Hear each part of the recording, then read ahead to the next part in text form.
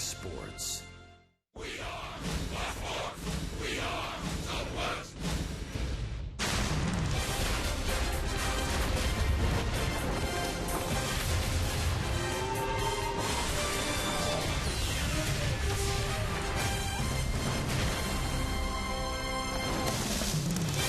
Texas Rangers baseball is presented by AT Uverse TV. Globe Life Park today under cloudy skies, a very warm and muggy afternoon here as the Rangers and the Seattle Mariners get set to wrap up this four-game series. And welcome in, everyone, along with Tom Greaves, Steve Busby. Glad you could join us for this Sunday afternoon of Ranger baseball. Rangers trying to salvage a game in this series against the Mariners. The Mariners have won the first three from Texas, and this afternoon, Rangers sending Derek Holland out to the mound and hope for a repeat of his last time out. I hope so too, Buzz. I don't think we could have been more impressed with the outing that Derek had. A very mature approach to pitching. He had mid-season stuff, 94-mile-an-hour fastball with great command. He had a good curveball, a good slider, a good changeup. You would never know that he'd missed the whole season up until that point. He was terrific. Again, mid-season form, and hopefully Derek can carry that through to the end of the season. Again, very mature approach to pitching. Yeah, and he's had some good success in the past against the Seattle Mariners. So a couple of good things going for Derek Holland that he can build on here this afternoon. So the Rangers and the Mariners getting set to wrap up this series with a battle of left-handers. Kids on the field, a Sunday afternoon tradition. We'll come back to Globe Life Park with the starting lineup and the first pitch right after this.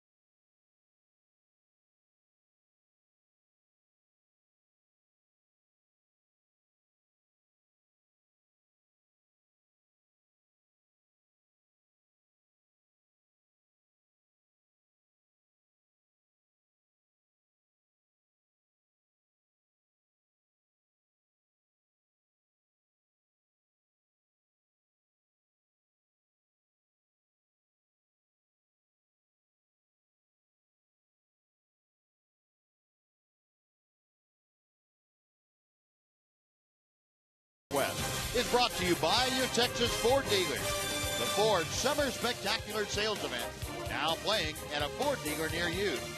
By AT Uverse TV. Find out what's possible with AT&T. Call 1-800-PIC-ATT, mobilizing your world. And by Southwest Airlines.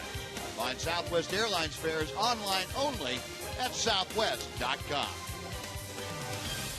Well, the Cloudy skies trying to break through a little bit. Let the sun come out on this warm afternoon. Fans in attendance today enjoying the fair out here at Globefly Park. And before we get things started, let's head down to the field and check in with Emily Jones. Well, Buzz, as you know, Derek Holland has been insistent all season long that he wanted to get back out on the mound, not just in the minor leagues, but here in Arlington. It was very important to him that he do that he close out the season with this team, with his teammates, and on this field, and that's what he's been able to do, making now his second start of the 2014 season, and basically just looking to build on what he did in start number 1. Keep that same momentum that I had in there and keep the same composure and everything with that and execute my pitches. But the main thing is I just got to keep my defense on their toes. They're going to make the plays for me as they showed in Kansas City. And it's interesting in a season like the one that we've had that's been so disappointing, and you're trying to find reasons to continue to find storylines, I guess, in this season. And Derek Holland is definitely one of them. And a lot of people said, what's the point in him coming back at this point? Why rush it? Why not just let him, wait until next year to come back? And now you kind of see why it was so important to Derek and what good can come from this if he continues to put positive starts together and build on things. You've got to think that it'll only help in the long run next season, guys. All right, Emily, thanks very much.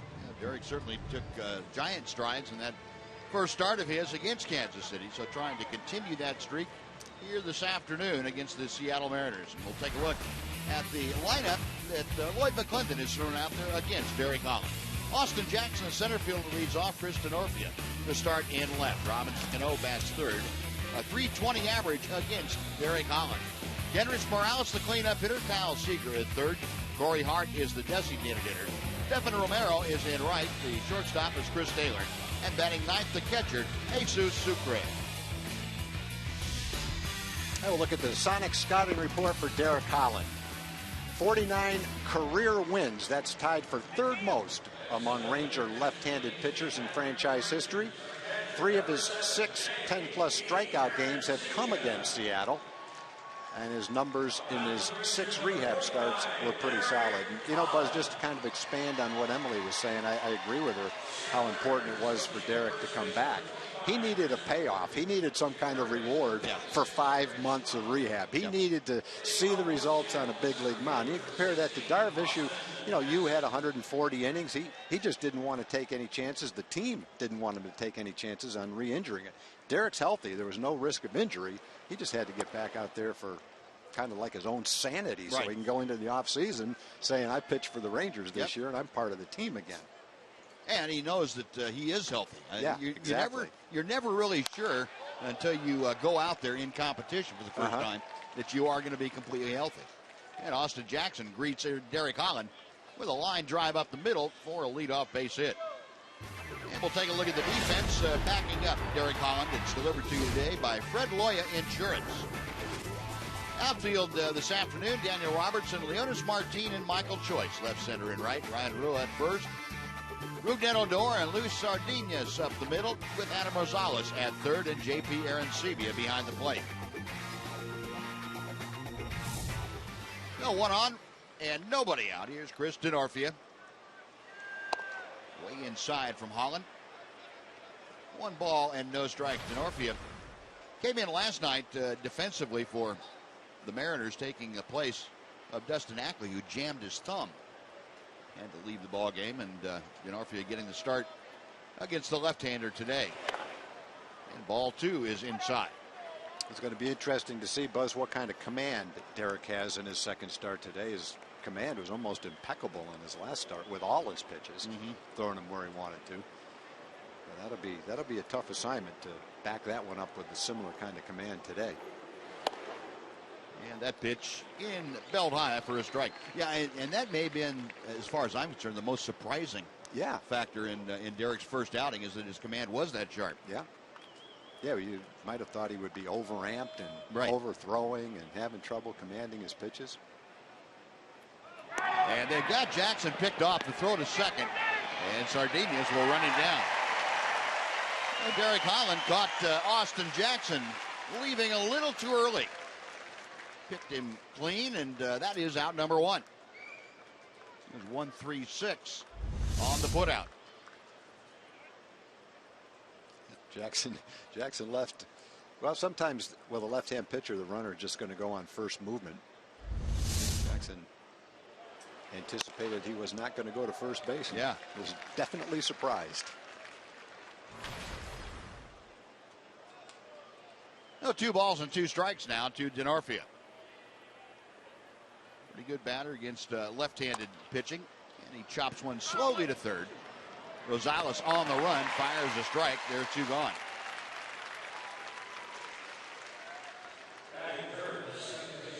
A nice play by Adam Rosales. Rosales getting the start at third this afternoon, giving Adrian Beltre a partial day off. Adrian will be the DH here today.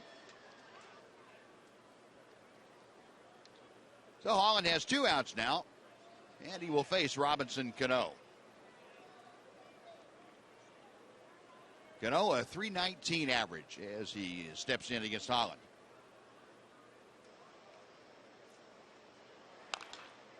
And Derek Holland, who likes to pitch inside to Robinson Cano. He feels that to let Cano dive out over the plate is not the best way to attack him. So Derek Holland has stayed inside, and he had one of those inside pitches turned around for a home run here by Cano a couple of years ago. But that has not deterred Derek Holland from staying right in there. And he comes in there again. 0-2.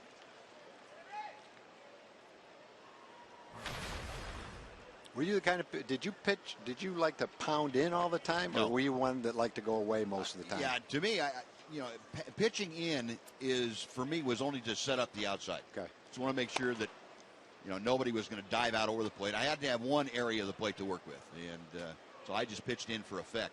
Do you think as a general rule of thumb, that's the way pitching should be? Get people out away, but make them honest inside? I think so. I think it's real tough to stay in one area against good hitters. Yeah. And I think there's more of a tendency to make mistakes that come back over the plate a little bit. You know what? It also seems like young pitchers, especially, don't have confidence to pitch in. Right. Like they're afraid they're going to hit the guy, or it's more comfortable to pitch away, I guess. I agree with him. 2-2 the count to Cano. And that is just off the outer edge. Just barely. Derek had gotten him set up to the point where Cano was looking in, was aware of the pitch in, and Holland just missed that outside corner. So the count is full. Cano waiting, Holland reading the signs from Arancibia. And now time called. If Cano can extend this first inning, Kendrys Morales, the first baseman for the Mariners, will be next. Payoff pitch. Hit well to center field. Leonis Martin going back, has room, and makes the catch. Cano gave it a pretty good ride, but Rangers had a man there. Side retired, no runs a hit, nobody left after a half inning. Mariners stuff and the Rangers coming up.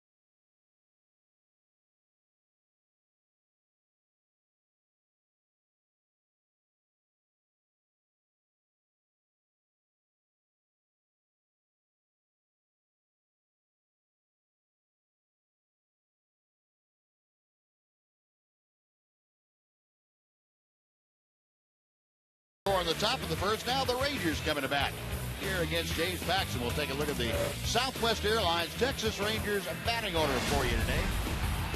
Leonis Martin again in that leadoff spot, playing in center field. He's followed by Daniel Robertson. Then it's the third baseman, Adam Rosales. Adrian Beltre, a partial day off. DHing, batting cleanup.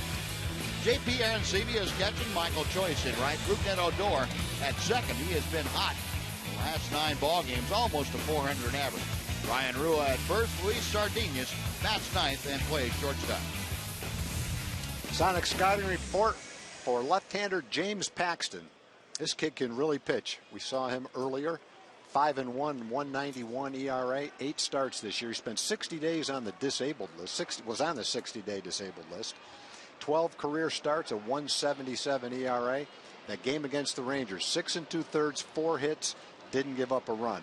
Mid-90s fastball, hard breaking ball. Good-looking young pitcher. If he stays healthy, sky's the limit for him. 25-year-old left-hander, and he is dealing to Leonis Martin. And the count very quickly, no balls and 2 strikes. That's a good slider right there. Yeah. It's going to be extremely tough on left-hand hitters. That's why his career ERA in his brief major league stint is 177. Just off the outer edge. 1-2 to Martin. Leonis, 275 average. 6 home runs, 35 driven in. The 1-2. Laid off that breaking ball. 2 balls, 2 strikes. Martin last night a couple of hits and 5 trips. Also had 2 stolen bases. So that leadoff spot injecting some energy at the top of the order. Ground ball to the right side. Cano. Patented little flip by Robinson Cano for out number 1. You think those plays are as easy as he makes them look? No. I don't either. I don't think they're that easy. Yeah, we'll take a look at the rest of the defense, brought to you by Progressive. Outfield, Denorfia, Jackson, and Romero, left, center, and right. Kendrys Morales at first today. You saw Robinson Cano at second, Chris Taylor the shortstop. Kyle Seager at third, and Jesus Sucre is catching. Now batting second today is Daniel Robertson. Tim Bogar getting as many right-handers in as possible and kind of shuffling the lineup around.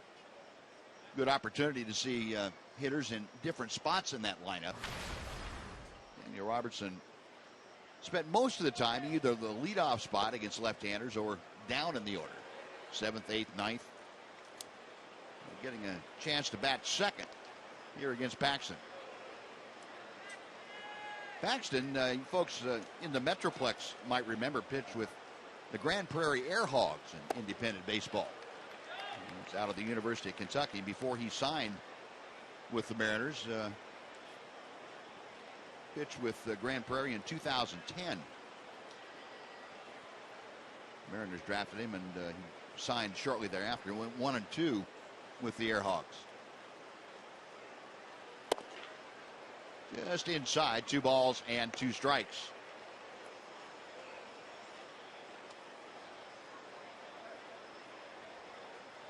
Daniel Robertson, no home runs, but 17 runs driven in last 10 ball games. 323 average. And Cano has been busy so far. 2 gone.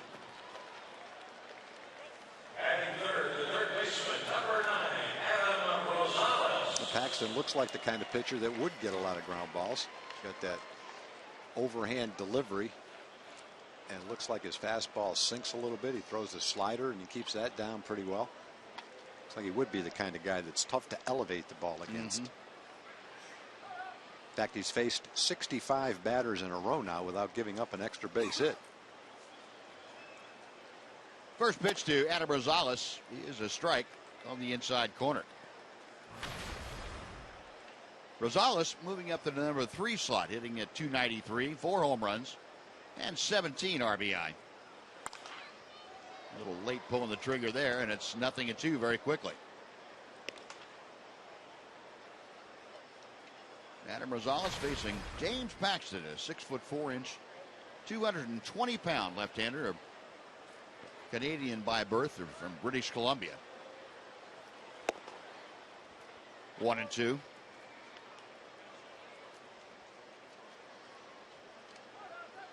Paxton made his major league debut last year with the Mariners, pitching 4 games. Perfect 3-0 with a 1.50 ERA. That's out of play on the first base side. The count remains a ball and 2 strikes. Paxton rated very highly in the Mariners organization. He and Taijuan Walker, a right-handed pitcher who is back up in the big leagues this month of September, they really feel the future of their starting rotation. Did he go? Yes, he did. And Rosales rung up on the swing by first base umpire Vic Carapazzo. It's a 1-2-3 inning. Rangers out in order after 1 inning of play, no score.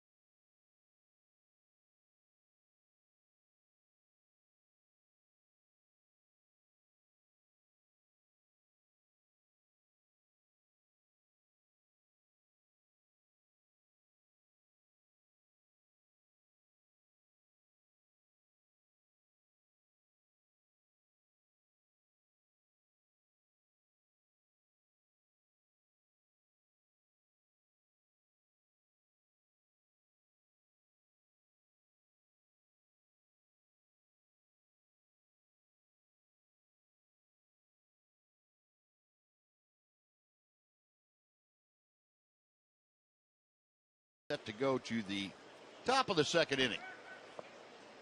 Our high home cameraman's nephew, Tyler Allen, down there right behind home plate. Well, you got some great seats. Nice going. Tyler was up here learning how to run camera before the ball game. He's got a good little personality, boy. He does. His uncle Larry was showing him the ropes, and Tyler already knew that. I think he's teaching Larry now. Yeah, he had to go ask some other people. Yenrys Morales starting things off here in the second inning. There is Larry. Larry Allen, the high home cameraman for us up here in the booth. Drive to left field. Going over Robertson. Still going. He can't get there. It's one hop and off the wall. Morales going for 2. And he is in standing with a leadoff double. Well, I didn't think he hit the ball that good. Yeah. He just kind of reached out. I thought it was a soft line drive to Daniel in left field. I was thinking the same thing when it went off the bat, and all of a sudden it kept going. Strong guy, boy. He didn't really drive that ball. He just, let's see if it looks the same this way. Yeah, he just kind of reaches out for a pitch. Kind of one arms it, and it goes 380 feet on a line right over Daniel's head in left field. All the way to the warning track. Must have been a knot in that bat that he hit it on, a real hard spot. He must be stronger than we think he is. He's exactly what the Mariners are looking for in the month of September. Big power hitter, and they're hoping he gets hot, and he has been in this series. And Kyle Seager now taking the first pitch from Holland inside for ball 1. Seager, career highs now with 23 home runs, 88 RBI, and a .280 batting average. He's putting together his most complete season as a Seattle Mariner. Holland staying in there and gets the swinging strike. It's 1-1. Take a look at our forward leaderboard. Career averages against the Rangers. Active players and Miguel Cabrera, no surprise, leading the way. But Kyle Seager next. At 332 than Derek Jeter and Jose Altuve. Kyle Seager, in particular in this ballpark, he has just been extremely tough. Chops that pitch foul. And the count moves to a ball and 2 strikes.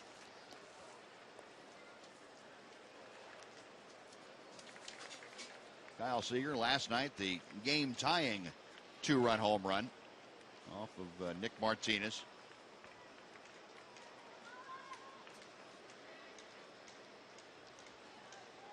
Seager back in. Holland peering in for the signs, is set for the 1-2. That will even the count.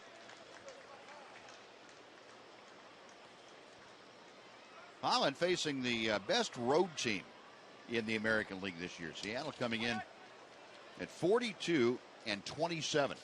15 games over 500 away from Seattle. Now the 2-2 pitch. Got him swinging.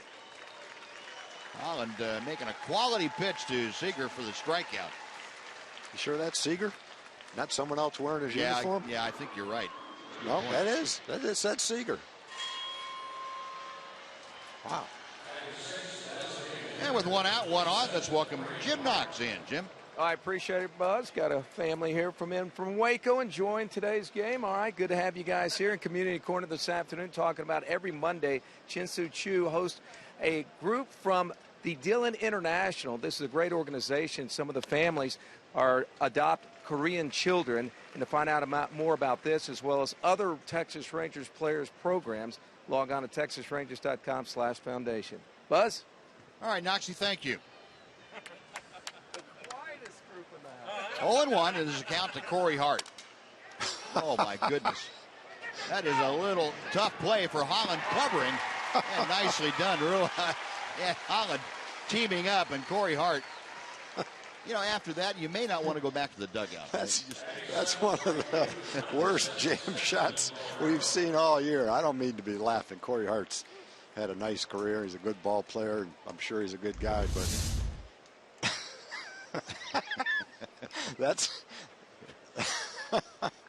that's not an at-bat that he's going to forget. I'll guarantee you that. Would he have realized about 3/4 of the way through that swing that probably wasn't a good idea? This is a bad mistake. Oh, boy. Goodness, that ball almost didn't have enough steam to get it by Holland to begin with. 2 outs. He almost got the last laugh and beat that thing out for a base hit. You're right. Stephen Romero getting a chance to start in right field today, hitting .199, but he has 3 home runs and 11 driven in. Holland continuing to work from the stretch now and deals a strike at the knees. Here's Morales after the leadoff double is at third, 2 outs later.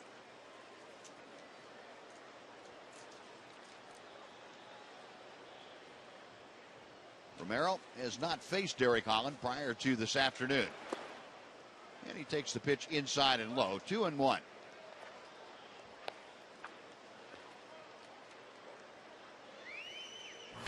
Romero up and down a couple of times between Seattle and the AAA affiliate Tacoma. Last time he was optioned out was the 1st of August, and well, he had a great month of August at AAA. He hit .381. Slowly hit out toward short. Sardinius on the run, gets Romero by a step. Other side, retired Derek Holland able to work around that leadoff 2-bagger. He strands Morales after 1.5 at Globe Life Park. We are scoreless.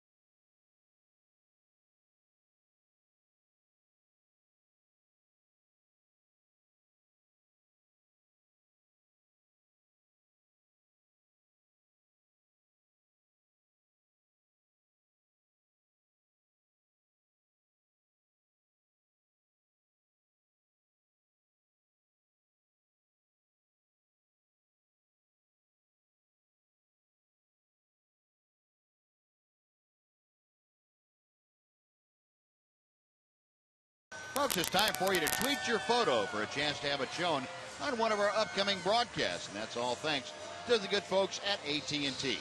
Simply use hashtag Southwest Fan Photo, and your photo might be selected to be aired during the season. I'll show you today's selection just a little bit later on in the ball game. That is the two-handed attack of those French fries, or nachos, not French fries. Those are going to last, at that rate, they're going to last a long time this afternoon.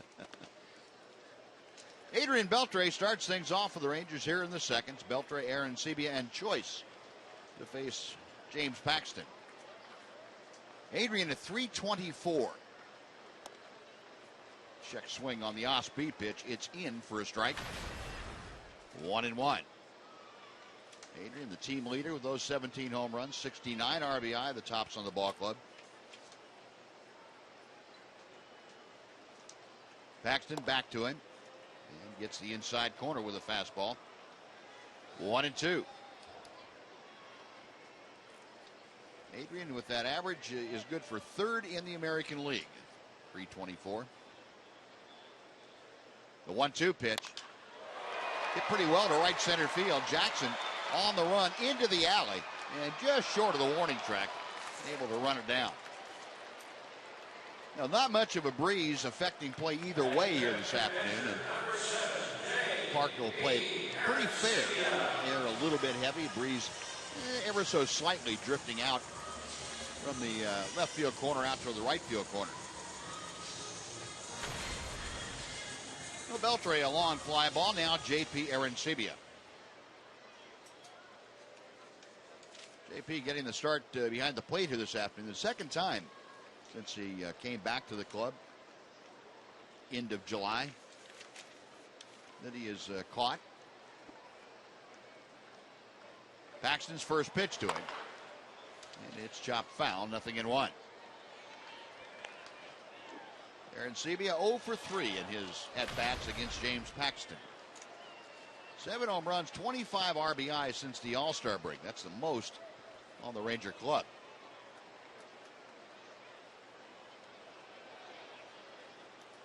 0-1 pitch.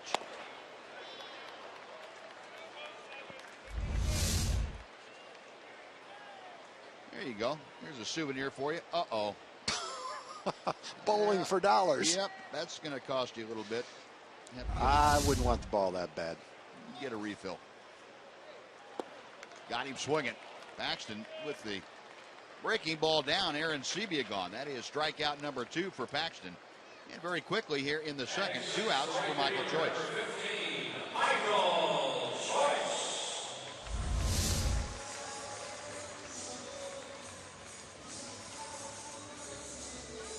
Breaking ball pretty much going straight down. I'm sure to a hitter it looks a lot like a fastball when it leaves his hand too. Well, Adrian Beltre would attest to that. And he's, again, the ongoing conversation that he has with Felix Hernandez. Hernandez probably upset because Beltre is DH today. He doesn't have a chance to get on him every half inning that Adrian's out in the field.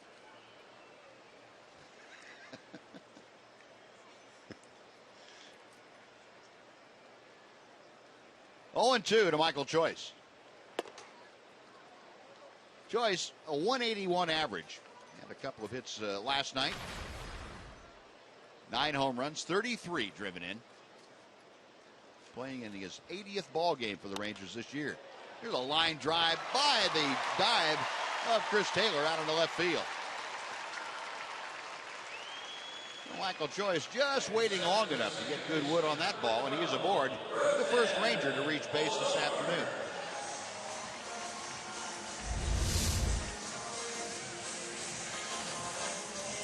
That breaking ball stayed up near the middle of the plate, and Michael took advantage of that. Had a good swing at it.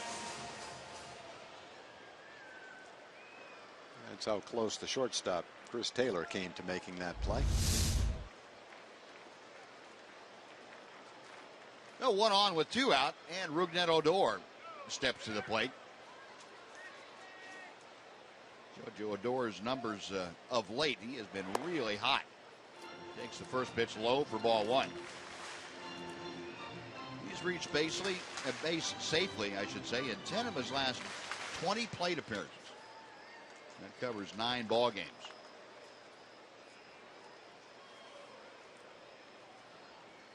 The 1-0 pitch coming from Paxton. Now 1-1.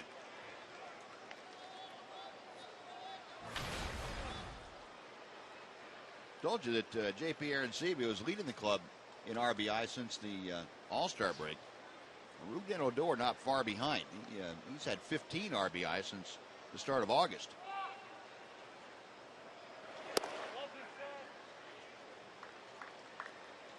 Sucre coming up, bluffing a throw to first base, and he almost came right up into the face mask of Angel Hernandez, the home plate umpire.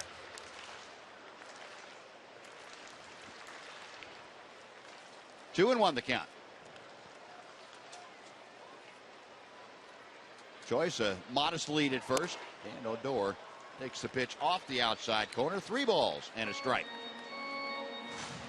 The Rangers trying to make some noise with 2 outs, something they've done fairly consistently. Odor is able to reach. Ryan Ruan, the Ranger first baseman, will be next.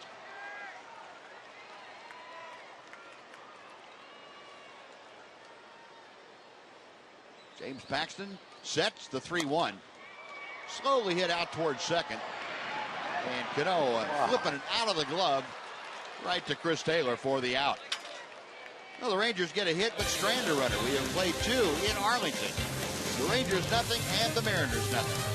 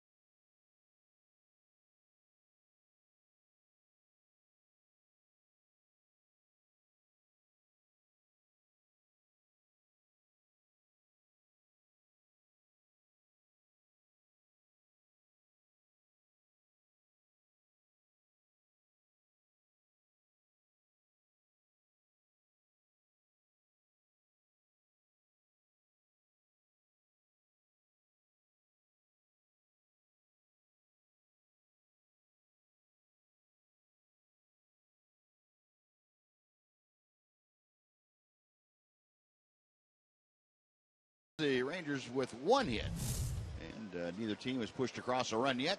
We head to the top of the 3rd inning,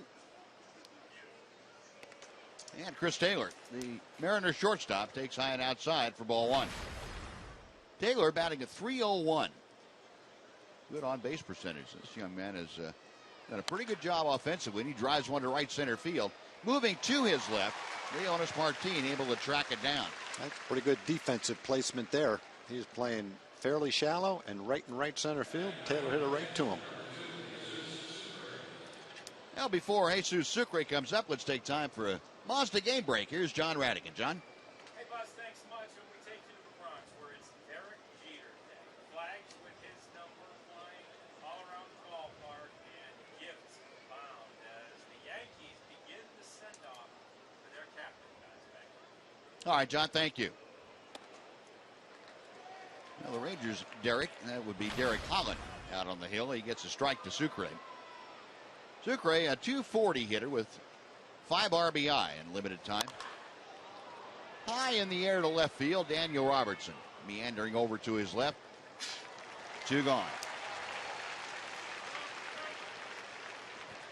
No, Derek Holland has retired the last 5, and now he will go back to the top of the order for Austin Jackson.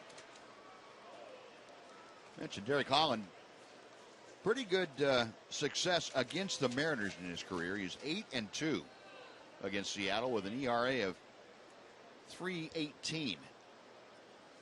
13 starts. This is 14th here today, and 17 games overall coming in. There's a fastball strike. That's the most wins for Derek Holland against any opponent.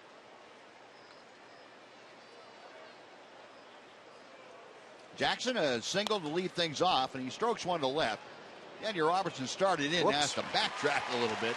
Ball carried a little more than Daniel thought, but plenty of time to get there, and Holland has another 1-2-3 inning. No, we played 2.5. It's the Rangers nothing, the Mariners nothing on Fox Sports Southwest.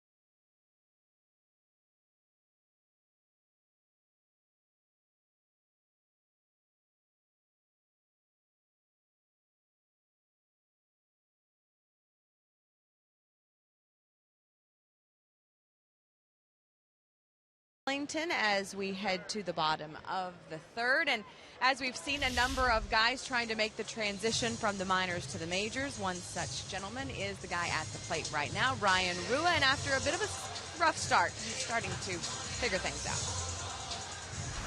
Just learning from the veteran guys, listening to what they have to tell me. They've helped me out a lot already.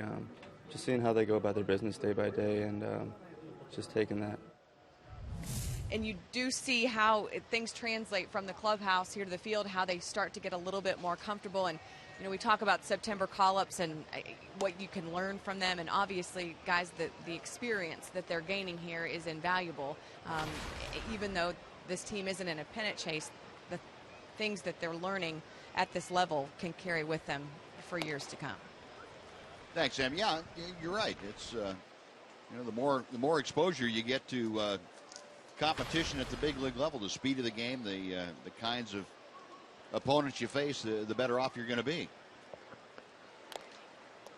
Rua, as you saw, a 3-hit game last night, his first 3-hit game in his big league career. Rua had an RBI double mixed in there, also scored a run. Down in the count here, no balls and 2 strikes to James Paxton. Rua, Sardinius, and Martin, the first 3 hitters scheduled for the Rangers in the 3rd inning. 1-2.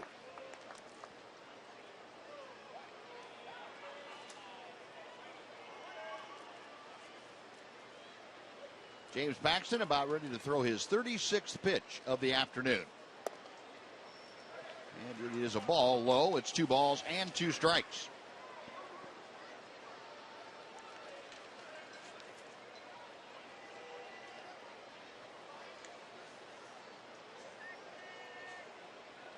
Next pitch from the left-hander. looked into right field, falling in a hurry. It is down for a base hit. Romero over to get it, and Ryan Rua, his 4th hit in the last couple of games. He is aboard to start off the Ranger third. Next will be Luis Sardinas.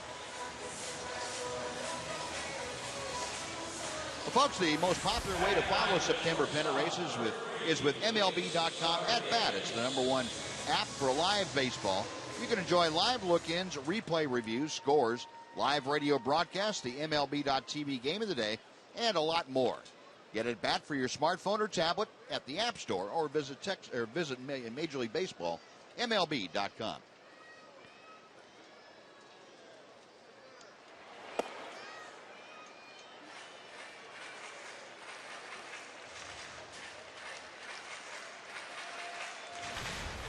One ball and no strike to Luis Sardinas. Switch hitter up there from the right side against the lefty Paxton. 1 on, nobody out. Sardinas a .269 average. There goes the runner. The pitch is inside, and Sucre can't find the handle. So Rua with the stolen base, now in scoring position with nobody out.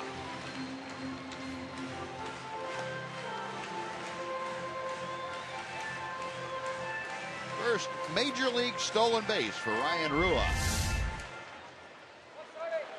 He's looking in like it was a hit and run. I don't think there was much Sardinas could do with that ball. Bounced out in front of him. Didn't have a huge lead, and generally many times when the runner looks back, he's waiting to see what the hitter did.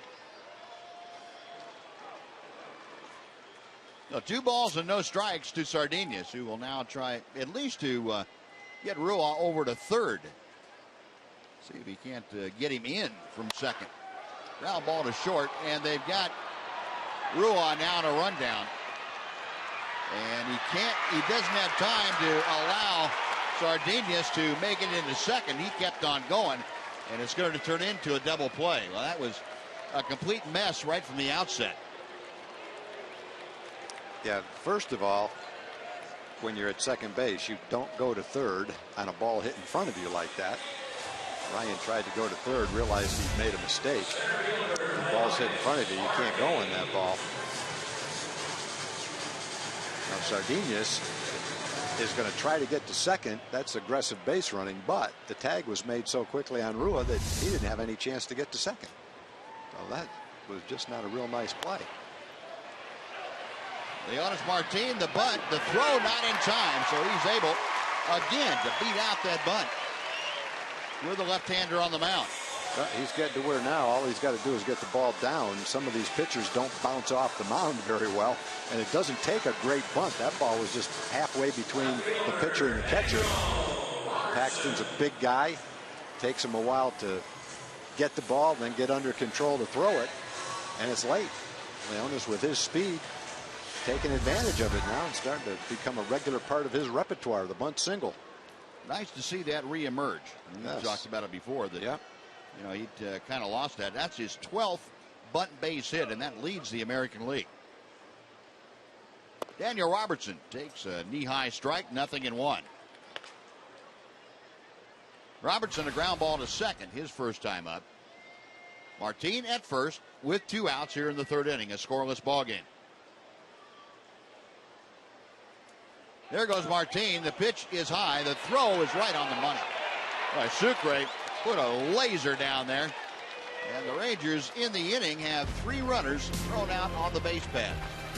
No runs, 2 hits, nobody left. And after 3, it is still a scoreless game.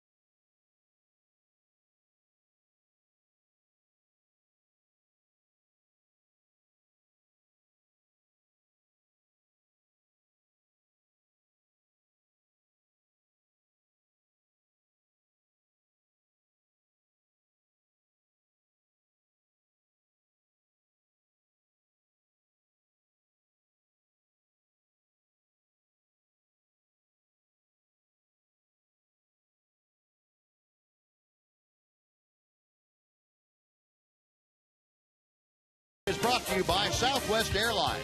Find Southwest Airlines fares online only at southwest.com. And by the all-new Mazda 3 with seamless connectivity.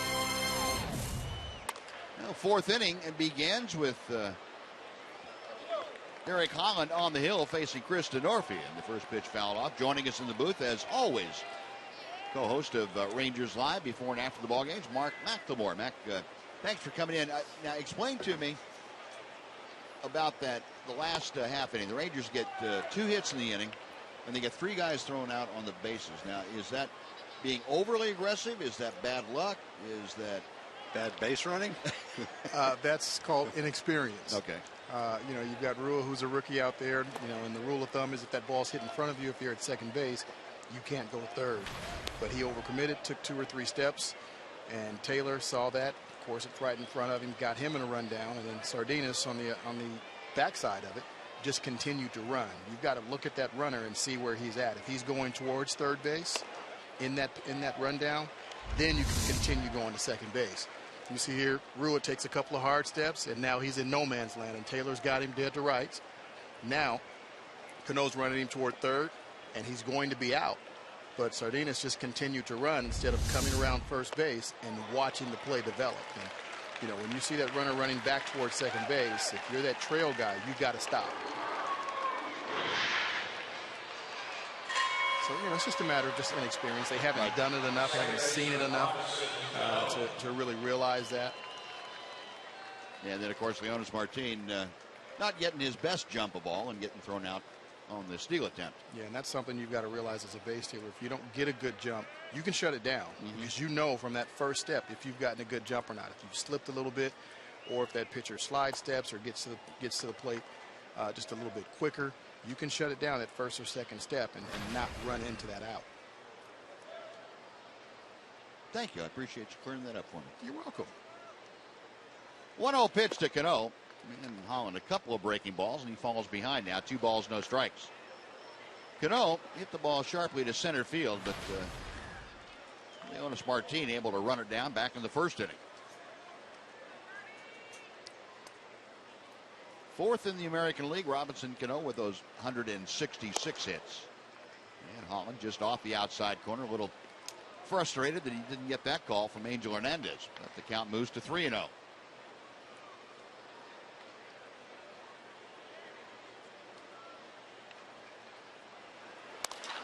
Going the other way, Cano dumps it down the line. Robertson over to cut it off quickly. Cano going for 2. Here comes the throw, and he is going to be out from here to Grand Prairie. Had a few guys thrown out on the bases. That's their second. Austin Jackson got picked off. Daniel Robinson gunned Cano down by 10 feet. It's one of those days, Mac. I think both managers said, guys, just keep running until they tag you out. Get away. Play some Little League baseball. Get away day to day. Guys are trying to get out of here or something. I don't know. Man. Well, you don't want to take away from the nice play by Daniel either. That was a very nice play.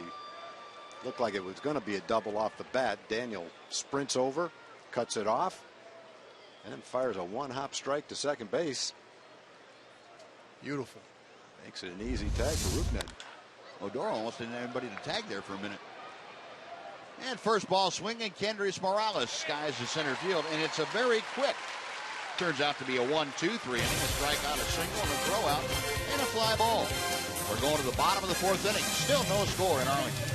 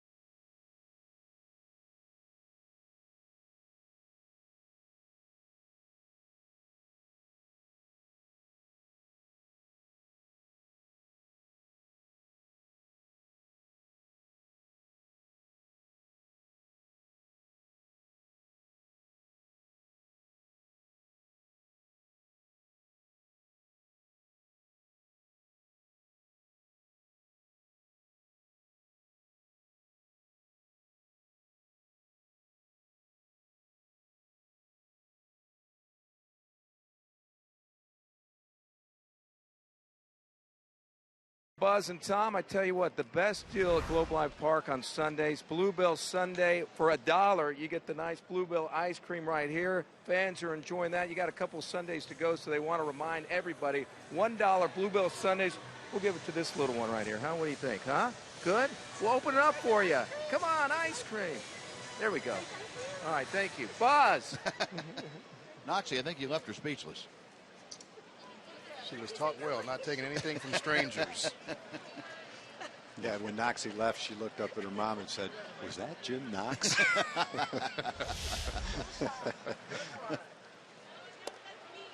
Noxie's like a legend around here. Yeah, he sure is. And deservedly so.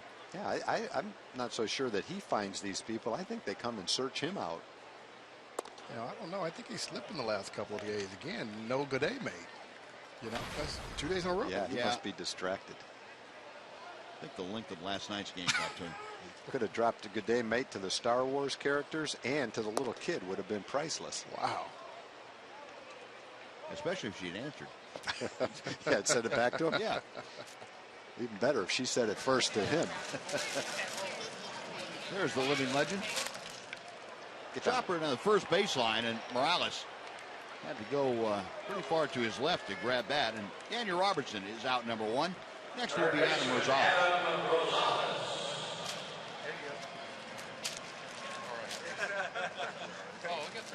Oh, you got 3? Oh, 3. There we go. Here, let me toss it. Not sure what Noxie's trying to do. So do I get it? That's just what he does normal. He doesn't even know he's on TV. He's on TV right now. That's just what he would have been doing anyway. Looking like a little catch with the bluebell. Adam Rosales, a strikeout the first time that he faced a good bunt here. And you might as well just put it in your pocket. And Paxton does. Rosales got Seager back and laid down a perfect bunt. Seager could have been playing up and it wouldn't have made any difference. Second bunt base hit for the Rangers today. Broke out the wheels. Man. Perfect bat. I don't think you can roll that down there any better.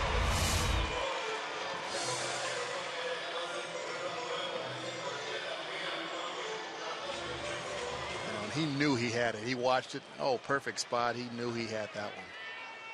That wasn't much quicker than his home run trot. No, 1 on and 1 out. Adrian Beltre, a fly ball to center his first time. Takes that big breaking ball that dips low for ball 1. Beltre hitting at .323, checking with Gary Pettis down there at third to see what Tim Bogar might have in mind. Probably not much with Beltre up there. Rosales at first.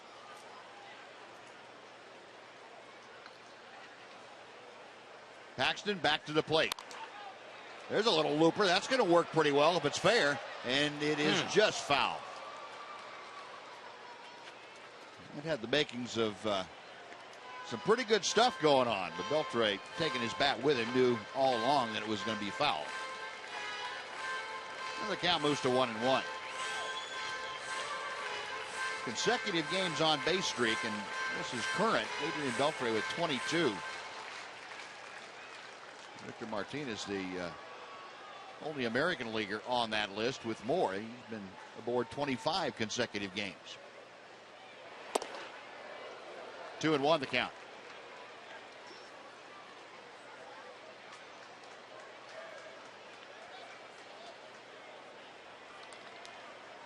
Outfield shades Beltre slightly around to the left. The infield a little more pronounced in their swing to the left side.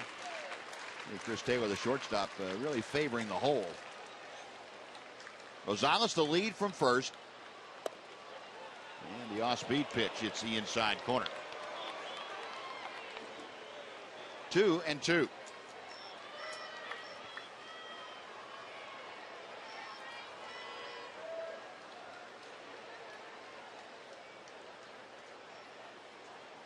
Sucre flashing the signs out.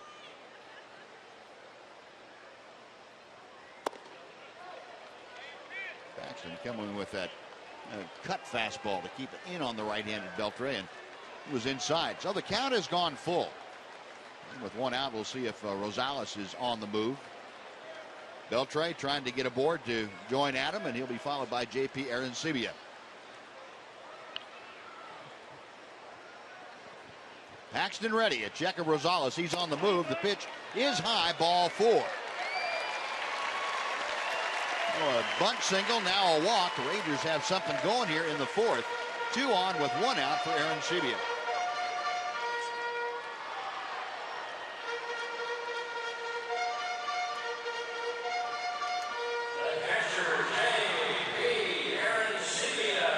Aaron Sebia, a strikeout, his first time to the plate against Paxton. He was back in the 2nd inning. JP's average may not be a whole lot to look at, but he has hit very well with runners in scoring position since coming back from AAA after the All-Star break. Last 15 games, or I should say the last 17 games, he has driven in 10 runs.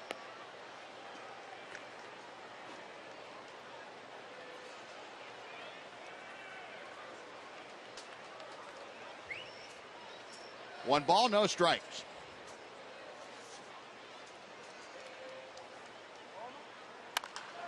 Pulled foul outside third, and that will even the count.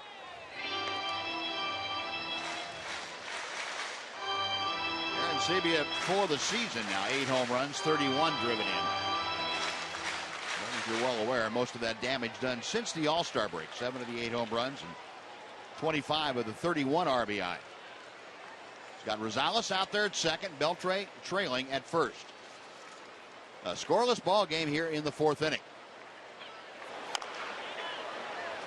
1-2 now.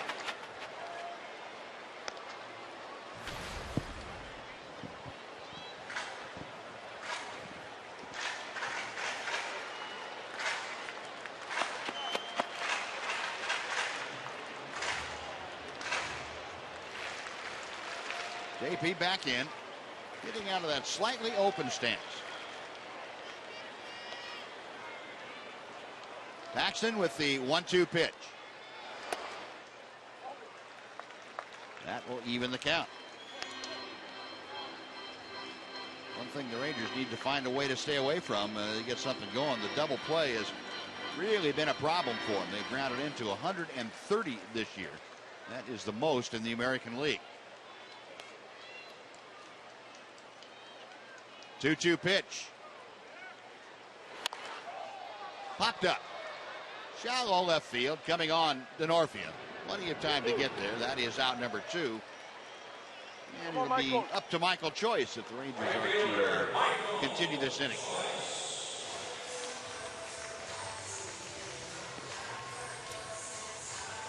Now, Michael Choice coming to the plate. The 5-game hitting streak now. He had a single in the 2nd inning. That's the first time that he's had a hitting streak that long since back in May. It is a career best, tying for Michael Choice. Average at 185 for the year. Trying to increase that RBI total and get the Rangers on the board.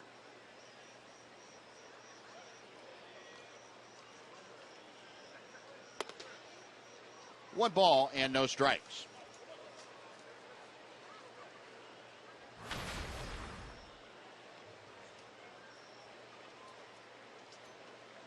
Here are the numbers for Michael on that 5-game streak. A .333 average. He's gone 4 for 12 on this homestand. Chops one foul outside third. That'll even the count, and a ball and a strike.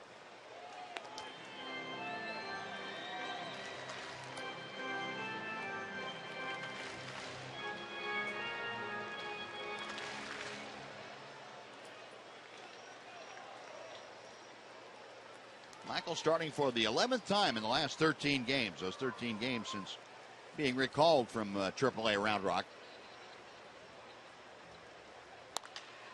And he pops it up on the right side.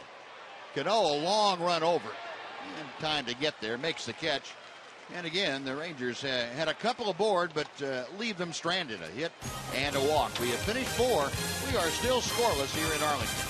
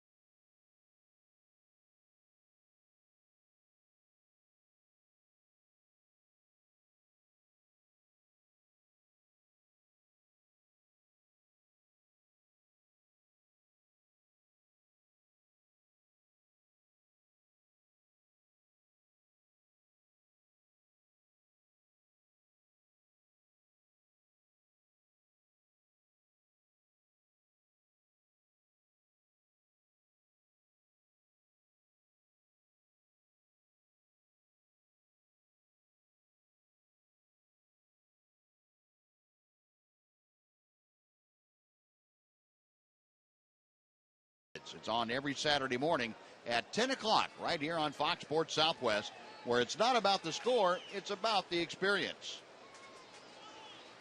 Here's some kids having a pretty good experience out here at Globe Life Park. Seeing a very well-pitched ball game here this afternoon. Scoreless as we head to the 5th. Derek Holland will face Kyle Seager to start things off. And the first pitch is low and outside for ball 1. Seager went down swinging his first time up.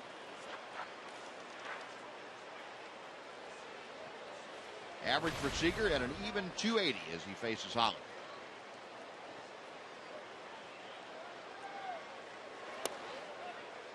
Inside, 2-0.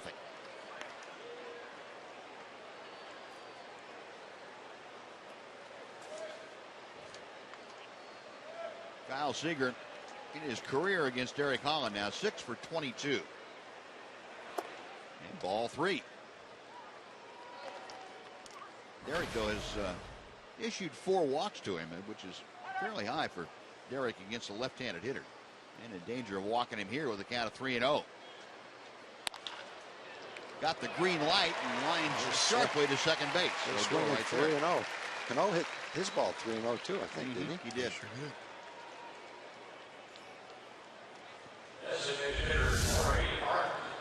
Well, if you're Seager, I can't blame Seager for swinging 3-0. He got a fastball to hit it pretty well, just lined it right straight to second.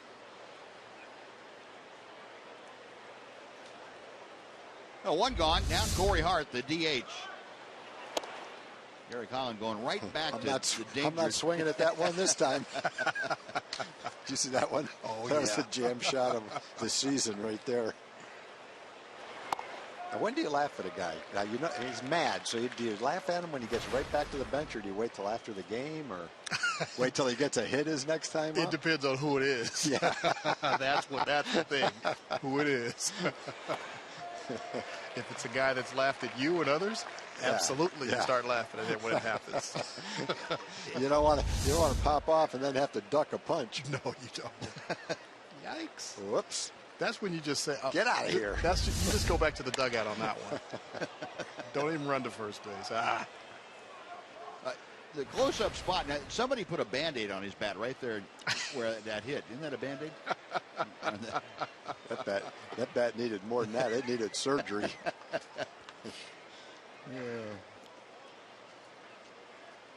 Yeah, guys get pretty cruel about that, but it's really funny.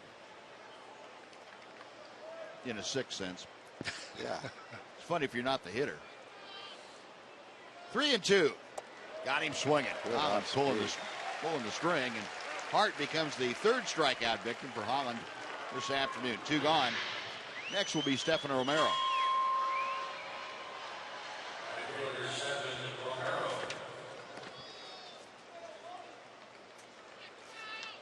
So Derek now dealing with Romero, who grounded out to short back in the 2nd inning.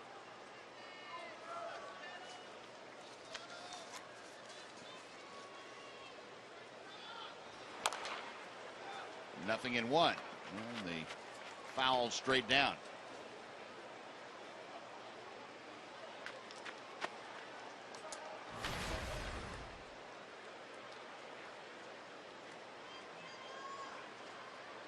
Holland's next pitch.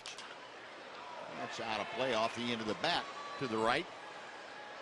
And the count is 0-2.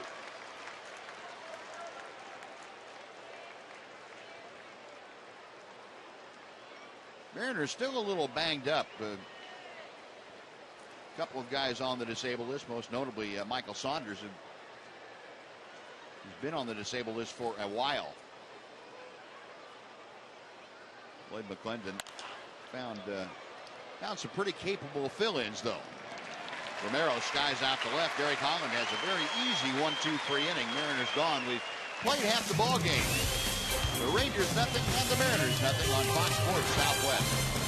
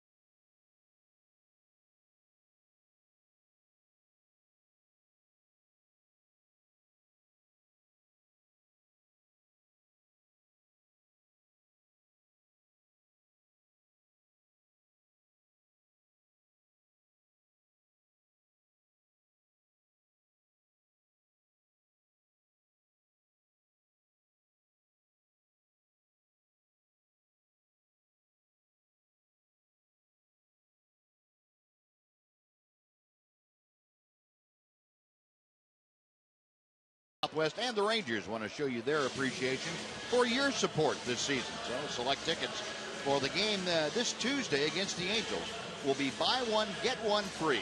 All you have to do is go to TexasRangers.com and use the coupon code THANKSFANS.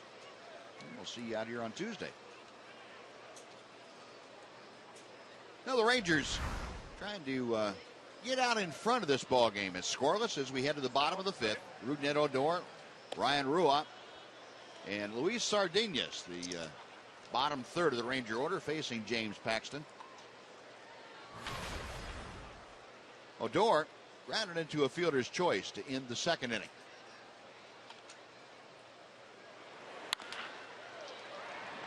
Free hopper on to his counterpart, Robinson Cano. One gone. Mac, you ever seen anyone make fielding look easier than that? You know what? It's not even practice for him. It's just, I think he's underrated, or he doesn't get enough credit for his defensive work. Yeah. You know, everybody talks about his offense, but he is just so smooth and nonchalant. It's not showing anybody up. That's just his style. Yeah. I mean, the play he made over in the hole earlier in the ball game. Mm-hmm. That little flip for the force out, the guy was out by about an inch, and he just kind of flipped it and trotted off like he knew what it was going to be. No panic, no hurry, no rush. Just, okay, here it is. Let's go. Yeah, he's a tremendous defensive player. 0-1 to Rua. Now 1-1. And, you know, you watch some of the throws that he makes from the odd angles. He must have one of the strongest arms going to be able to make throws like that. He really does. I don't think he knows how to throw over the top, or three quarters for that matter. Everything is just, watch this one. Whoa! There we go. See, we talked about it. We talked him into an air. There we go. That's the way you do it. That's all we had to do. Talk about it before you hit the ball to him. You know, and to the casual fan, he could field 1,000 balls and do one ball like this, and they go, "Oh yeah, look at him. He nonchalanted that ball." But you know, you're right, Mac. That's just the way he plays. He's in great position. Just didn't put enough on it. No. Now, first baseman picks that. No one says anything. Absolutely. Right?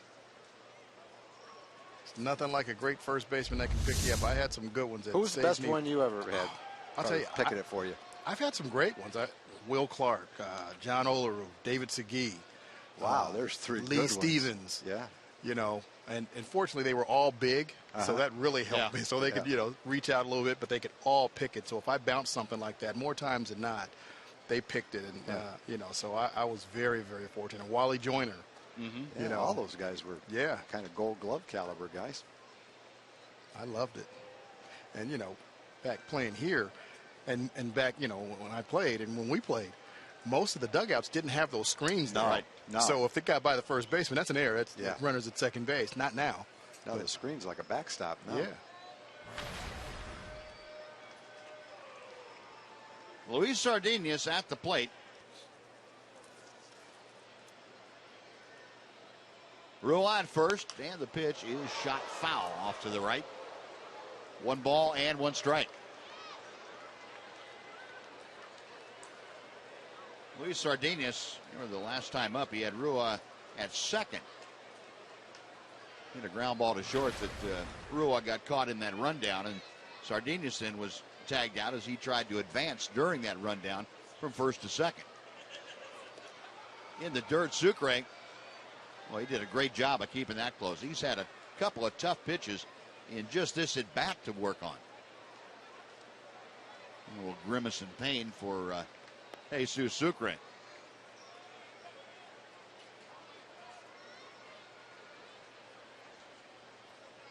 Angel Hernandez, the home plate umpire, is saying you need a little more time, and Sucre probably told him something like, I don't think it's going to help.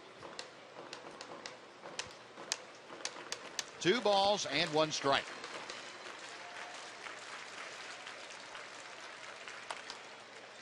Now 2-2.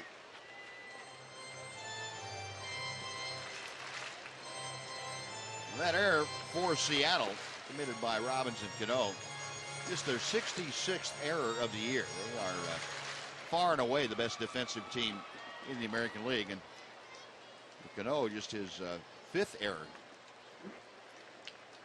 in 2014. Could be a double play. Seager to Cano. Back to first, and that takes care of the error. No, the Rangers get a base runner, but the double play takes care of it. They've grounded into 131 after that twin killing. On to the sixth, still no score.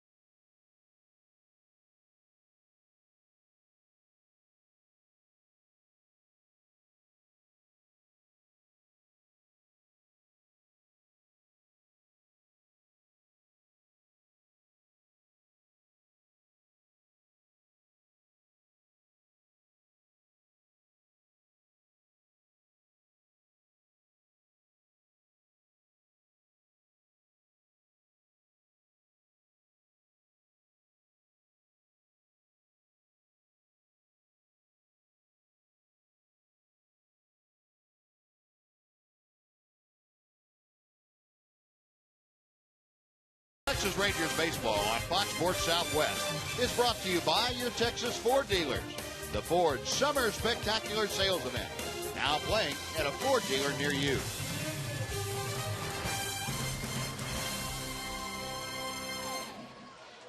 Top of the sixth inning has arrived here at Globe Life Park. Scoreless ball game. Both left-handed starting pitchers having very good days today. Derek Holland and James Paxton. Holland will face Chris Taylor, the Mariners shortstop, who hits one off the end of the bat on one hop out to Sardinias. One pitch and one away. And before Sucre comes up, let's take time for a Mazda game break with John Radigan. John? Angels and the Twins, and it's 4-3 Angels. Howie Kendrick, who'd already homered in the game,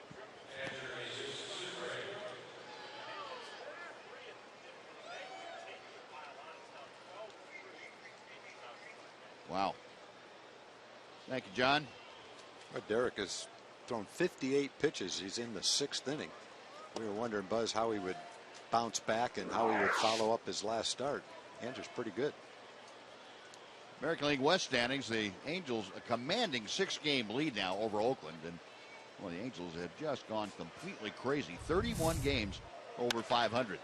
There's a drive off the bat of Sucre down the left field line. It is hooking. It's a fair ball.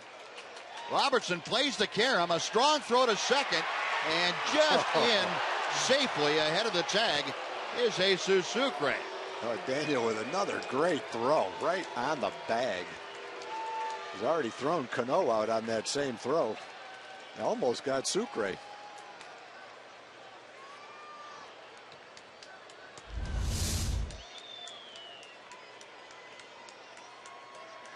That's got to hit. Oh, boy.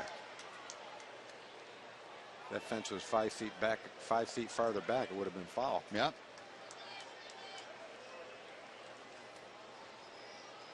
That is a strong, strong throw. You know, well played carom off that wall, too. So Sucre aboard. That was a little bit closer than he thought, probably, coming out of that batter's box. Fourth hit for the Mariners. Each ball club now with 4 safeties. And it brings up the top of the order once again, Austin Jackson. Jackson 1 for 2. Had a first inning single. Last time up, fly to left.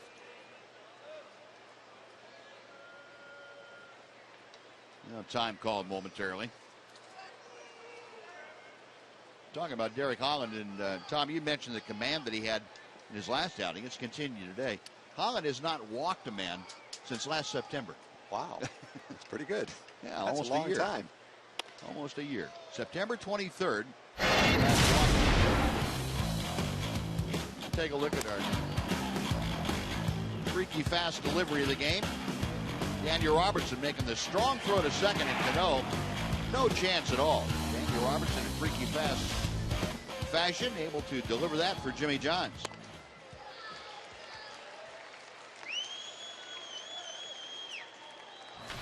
Anyway, as I was saying about Derek Holland, the now 21 2/3 innings that space covers. He has not walked a hitter.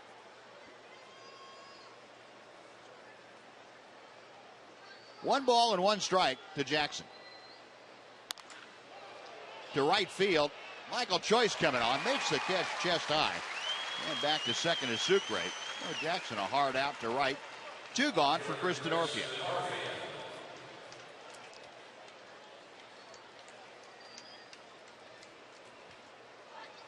Denorfia has grounded out and struck out against Holland this afternoon. Derek with 3 strikeouts.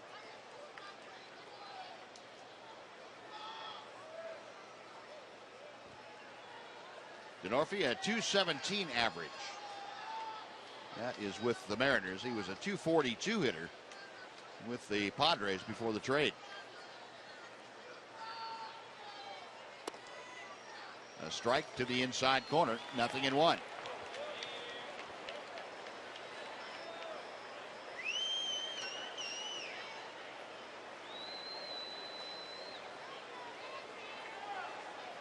Infield shading Denorfia slightly around to the left, as is the outfield. 1 ball, 1 strike. And the outfield playing, as you can tell, fairly shallow. Denorfia, not a lot of power. Most home runs that he has hit. A couple of years ago, he hit 10 in 144 games with the Padres. The 1-1 coming from Holland. Now 1-2.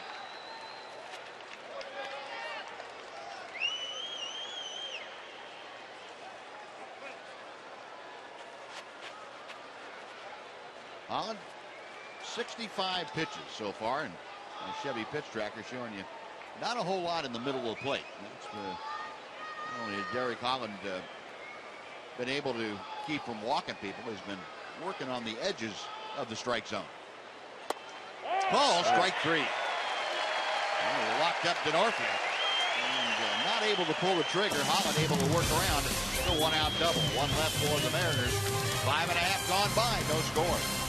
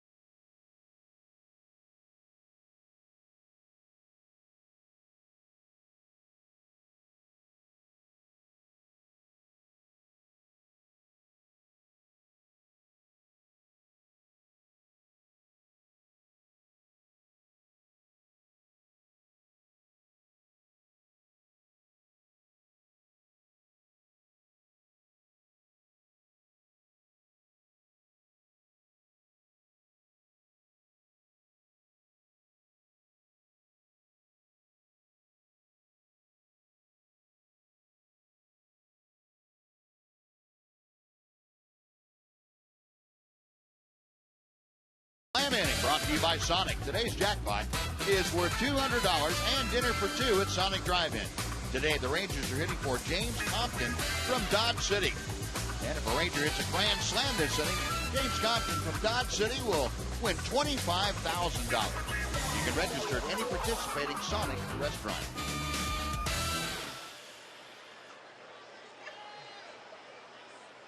Yeah, it will be the top of the order to face James Paxton here in the Sonic Slam inning. Leonis Martin, who had a bunt single his last time up, 1 for 2 today, takes ball 1. And Kyle Seager, the third baseman, playing up well in front of the cut of the grass, respecting that ability to bunt. And that certainly helps Leonis Martin if he were to slap one down that way. Cut down the reaction time. Ahead of the count, 2 balls, no strikes.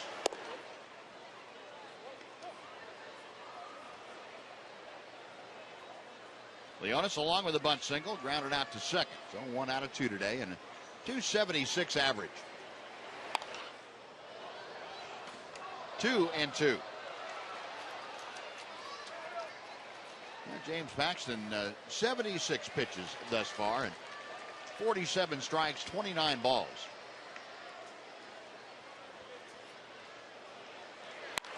Up the middle, base hit. Well, he hung one up there to Leonis, and Martin, that short, quick stroke. A lead-off base hit. Leonis is definitely swinging the bat with authority. He's playing his game right now. He's starting to do the things that the Rangers have wanted to see him develop. He's swinging at more strikes. He swings a little shorter. He's bunting. Kind of coming together for him. Hopefully it'll continue the last 3 weeks of the season. He can end on a strong note. He can't play much better offensively than he has the last few weeks.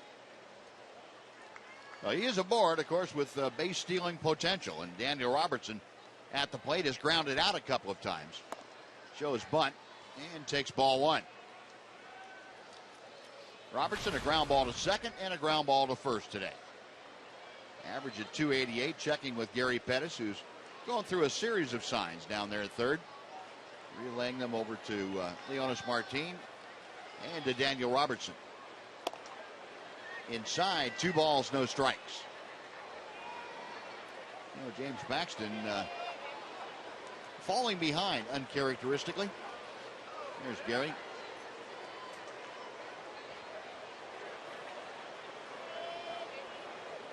Two 2-0 the count. And that's out of play to the right. Well, one of the qualities you would think that would be valuable to have as a second place hitter, the ability to hit the ball to the right side, and certainly Daniel Robertson has shown the ability to do that. Hitting behind the runner or advancing a runner from second to third. Makes contact pretty well. It's an ideal spot for a guy that can handle the bat. That's what that number 2 holds for.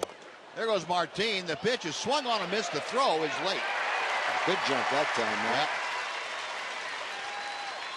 Got that one, and I like the fact that he went into the bag just a little bit later. A lot of guys end up getting thrown out at second base because they start their slide too soon. But if you do it the right way, you can go in a little bit later, and that bag will help you stop yourself, and that way you get there a little bit quicker. Well, that's a great throw by Supre, too. He had to reach down, throw it over Daniel's head. Look how late he slides. Yeah. Barely touched the ground, and that's how you get to the bag quicker. 2-2 the count. Now 3-2. Well, the Rangers now with the beginnings of something big going here in the 6th inning. Martin at second with nobody out. Daniel Robertson a full count, hitting in front of the number 3 man, Adam Rosales.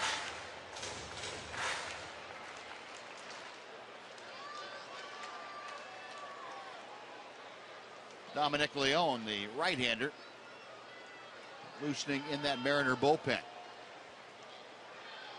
Paxton with a payoff pitch. And his chopped foul will come back and try it again.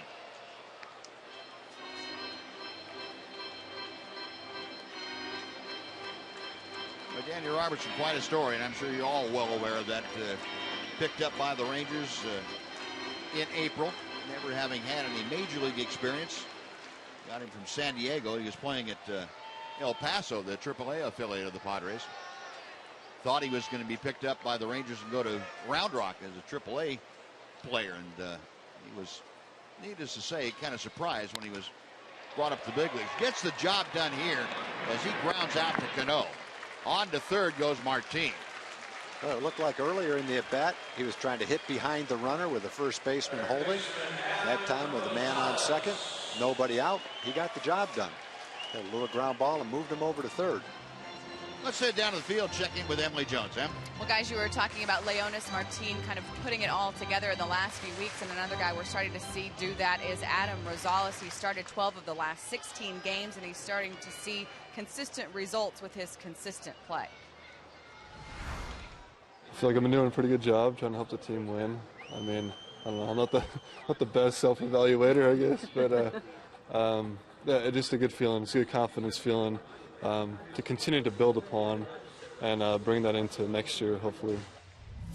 Yeah, and he laughs about it. He didn't want to talk about himself too much, guys, but he does feel the confidence that's being generated by seeing the results, you know, of what he's been able to do over the last couple of weeks and the last couple of months, for that matter. And it's nice to see a guy like him who's kind of bounced around, maybe try to find, you know, a little bit of a groove here in Texas. All right, Emily, yeah, good stuff. Nothing like results to get your confidence going. Good results. Yeah, nothing like that at all. That's what you want. When you're getting the job done and helping your team, that obviously makes you feel much better. Your confidence grows. And a pitch out just in case Tim Bogar was putting on the squeeze. Well, Rosales now out, checking with Gary Pettis down there at third. Leonis Martin at third.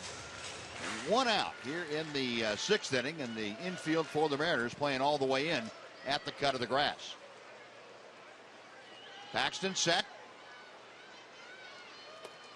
Inside, almost clipped Rosales. 3 balls and no strikes. Well, Paxton may be facing his last man here. If he loses Rosales, you've got Adrian Beltre waiting in the on-deck circle. And you've got the right-hander Dominic Leone loose in the Mariner bullpen. 3-0 pitch. Now 3-1. Rosales had a bunt single his last time up. Also has struck out. Lloyd McClendon keeping an eye on things. This is an important game, obviously, for the Seattle Mariners. 3-1.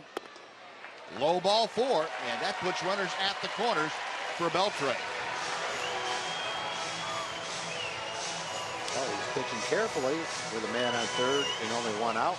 Now he's got to pitch carefully again with Adrian up there. And McClendon going to make the walk out to the mound after mulling over the possibilities. And he will bring the right-hander Dominic Leone in to face Adrian Beltre, it appears. Well, McClendon, the slow walk out to the mound. And he's going to talk to Paxton a bit before he either makes up his mind or makes the signal. Leone ready out there in the pen. And Lloyd McClendon talking to Paxton and his entire infield, and he's going to go ahead and stick with James Paxton.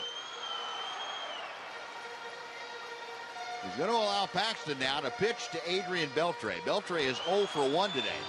Walked his last time up, flied out to pretty deep center field in the second inning. Runners at first and third in a scoreless ball game. Beltre, the leading RBI man on the Rangers. Paxton ready to deal his first pitch. 0-1.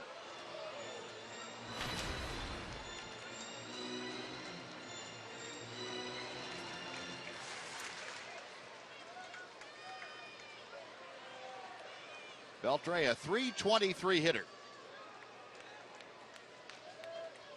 Martin down the line from third. Rosales from first, and there's a fly ball to center. That is going to be deep enough to score Leonis Martin. Catch is made, throw comes in to second base. Martin scores. Adrian Beltre puts the Rangers on top with a sacrifice fly. It is 1-0 Texas.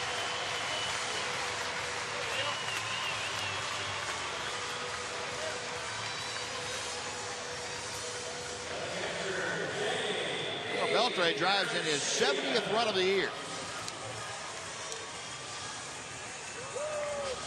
Beltre getting the job done, getting the sacrifice fly. In that situation, you've got first and third, one out.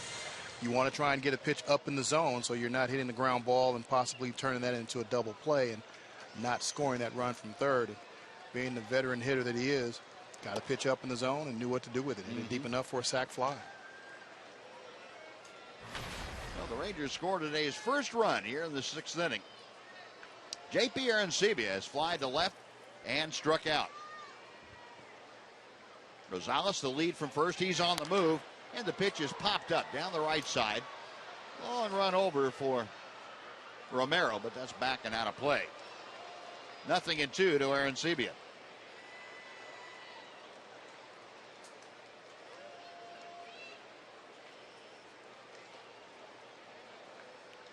JP's average at 166 now, and he's trying to keep this inning alive. See if the Rangers can't add on to their 1-0 lead.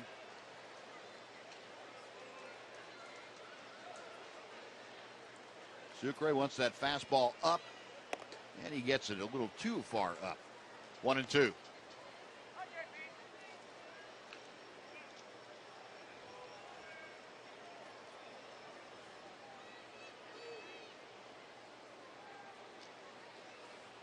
Rosales stepping the lead off at first as Paxton checks him. 2-2. It looked like a pitch out that Sucre never really got all the way up on. It's a little strange.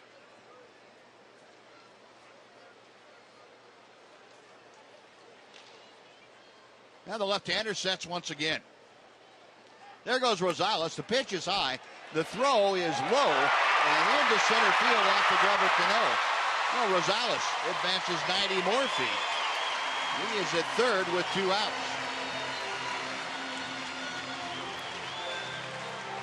Third Ranger stolen base of the afternoon.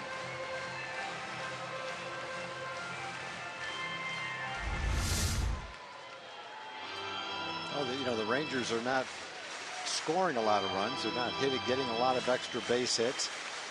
So if you get base runners, that's one way to try to make something happen, is try to run the bases, try to steal a base, try to hit and run, try to make something happen. And Arancibia, wailing at that high off-speed pitch, is down on strikes. Rangers, though, take the lead. They get a run on a hit and lead one man. Matt, thanks for joining us. We appreciate it. We'll see you after the ballgame. All right. 1-0 Texans.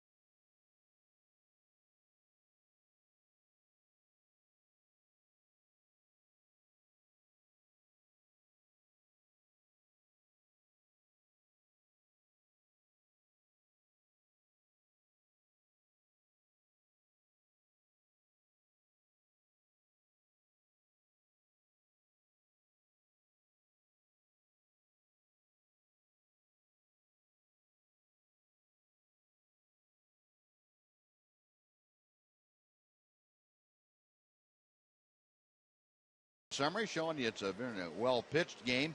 Just one run. Rangers putting that across in the 6th inning on Beltre's sacrifice fly. Rangers 3 stolen bases today. That's a good side of it. The bad side of it, they've also had 3 runners thrown out on the bases, and Derek Holland has been good today. Once again, 6 shutout innings under his belt. He will go to work here in the 7th, facing the heart of the Mariner order, Cano, Morales, and Seager.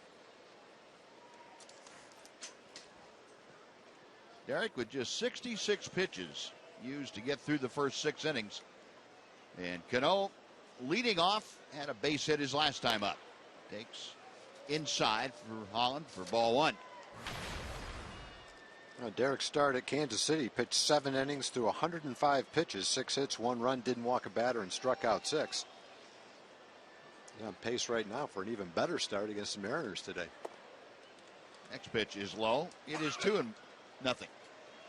He still hasn't walked a hitter in his 2 outings. 14 pitches, the most he's thrown in an inning.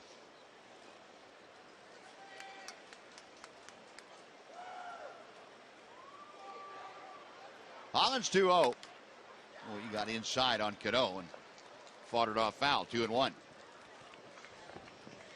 Fellas, quick question for you. So if it's this time of year, you're out of the pennant chase, but you're playing teams that are still in contention, does that change the dynamic at all than if you were playing another team that was also out of the race, just from a competitor standpoint? I don't think it necessarily changes the outlook that the players have. You may have a little more adrenaline pumping because the games are meaningful to the other team. You have responsibility. The manager has a responsibility to try to win the games, and so the integrity is there for what you provide their competitors. You owe it to every team that's in contention to go out and play the best baseball you possibly can. But from an individual player's perspective, to me, when you're out of the race, it feels good to play a team that's in a pennant race, maybe a more meaningful game. But you just have to concentrate on your individual performance and how it pertains to the general team concept. And we've got so many young players battling for position going into spring training. I think that's probably motivation enough for all the players just to take care of themselves and make sure the way they play taking care of themselves fits into the team concept. So too, though, if you get good results, do you put more stock in those than you would?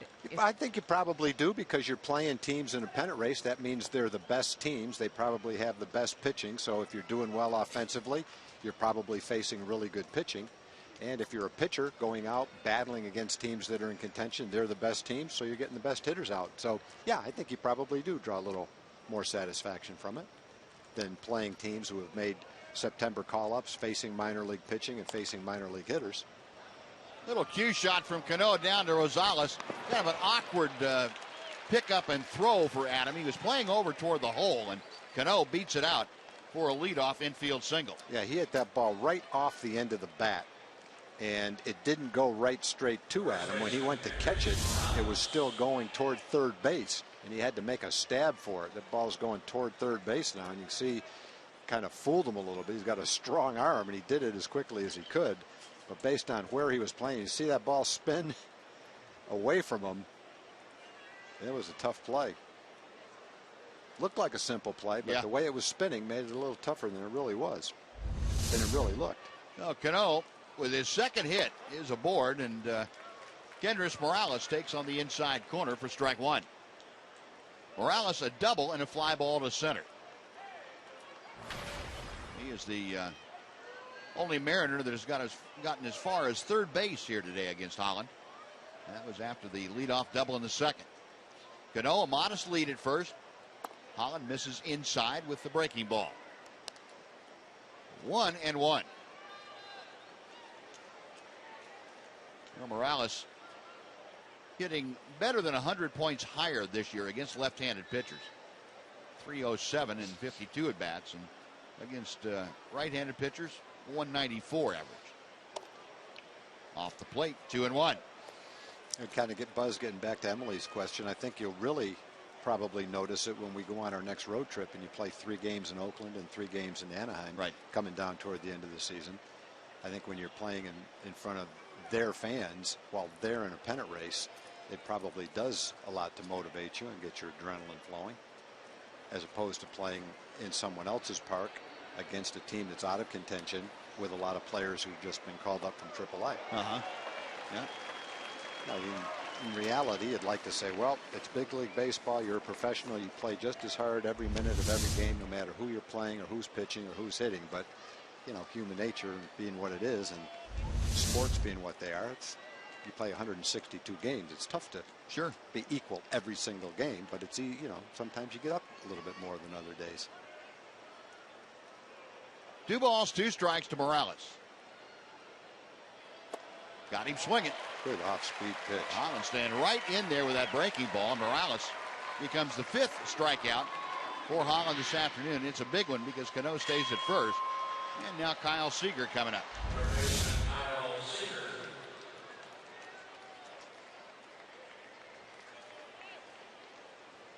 He was fooled by the speed, by the movement, and by the location. Seager has lined to second and struck out against Holland. So 0 for 2 today, and that in itself is kind of momentous. Derek fires that first pitch strike, took something off, and it's 0-1. 279 the season average for Kyle Seager.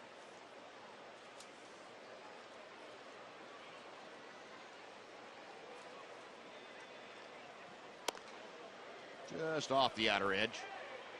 A ball and a strike.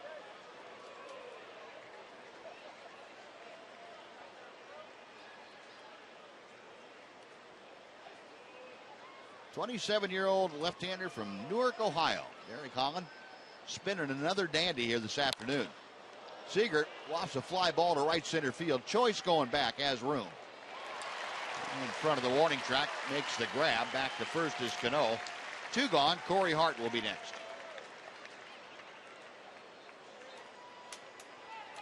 Now, the winner of this game this afternoon will win the season series. And for the Rangers, that's important because they have won the season series 6 consecutive years from the Mariners.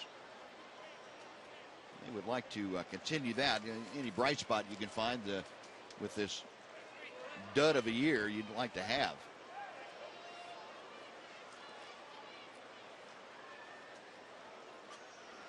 Sean Tollison getting ready in the Ranger bullpen. Corey Hart today has struck out and hit weakly to the right side. Cano still at first. He's got a good assortment of off-speed pitches today. Sure has. Mariner hitters just consistently being fooled. They're out in front of it all day long. You see Hart now down below the 200 average. 198.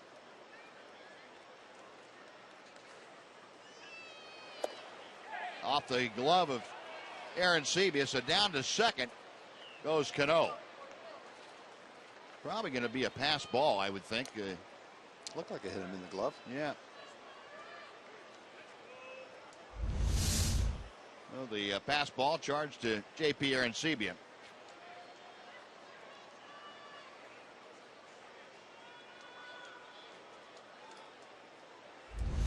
Probably a byproduct of not catching very much in the last 2 months. 1-1 to Hart. Slow roller down the third baseline. Holland slips and has no play. Well, there's a good test for the knee. It sure was. Well, Derek Holland got there and in an effort to shift himself around, lost his footing. And the Mariners now with runners at the corners. Corey Hart now being replaced by James Jones as a pinch runner at first. Cano on to third, so first and third with 2 outs. Stephen Romero, the scheduled hitter, and Matt Lucero along with Tim Bogar, Mike Maddox out to check on the health of Derek Holland after that fall. That's the one thing that you worry about, and now that it's happened, maybe it's going to be the one thing that just removes the worry from everybody's mind, that he's okay. He's not going to hurt it. He was able to survive this.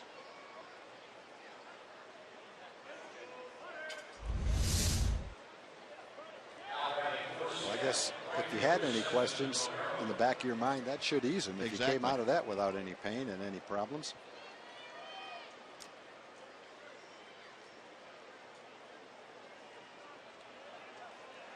Well, James Jones at first base as the pinch runner.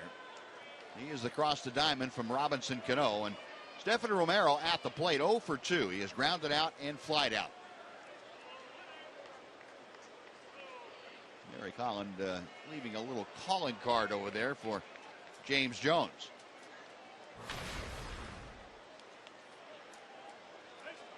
Romero, the average now down to 197 for the year. Chops that first pitch foul. Boy, Holland has been able to get that breaking ball inside on right-handers and down almost at will.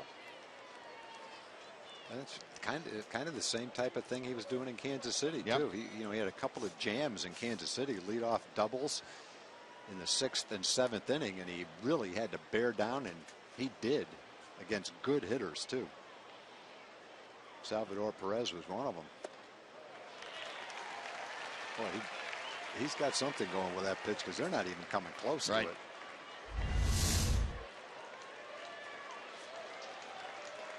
Yep, very well located. But they keep looking for a fastball, and he's just not throwing it to them, and they're still swinging like it's a fastball. Good try. Why not? Throw it again. 1 ball, 2 strikes.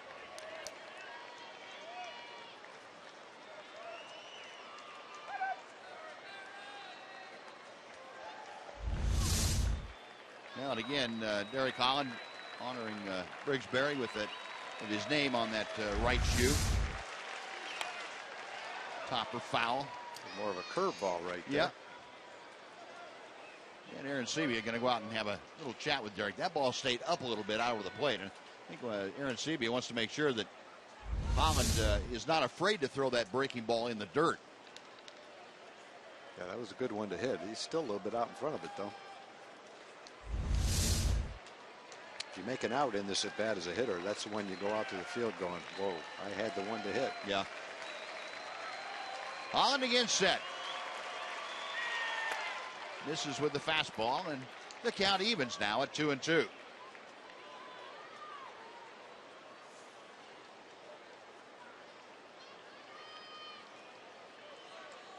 Romero back in, has that open stance. Holland sets. Romero able to get the head of the bat to that one. He pulled it foul by about 50 feet.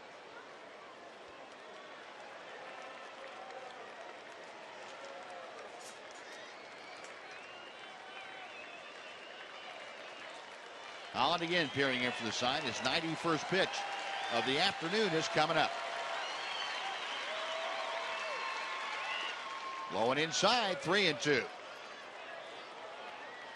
Well, Romero has run the count full against Holland, and with this next pitch, James Jones will be off and moving from first. And if Romero reaches, Chris Taylor, the shortstop, he's waiting in the on-deck circle. Holland has not walked a man today. He's not walked a man in his 13 2/3 innings at the big leagues this year. Payoff pitch, pulled foul. Boy, that knocked a few Mariners off their perch. That's that screen Mac was talking about. It's a good thing it was there. Guys on the bench would have been in trouble on that one.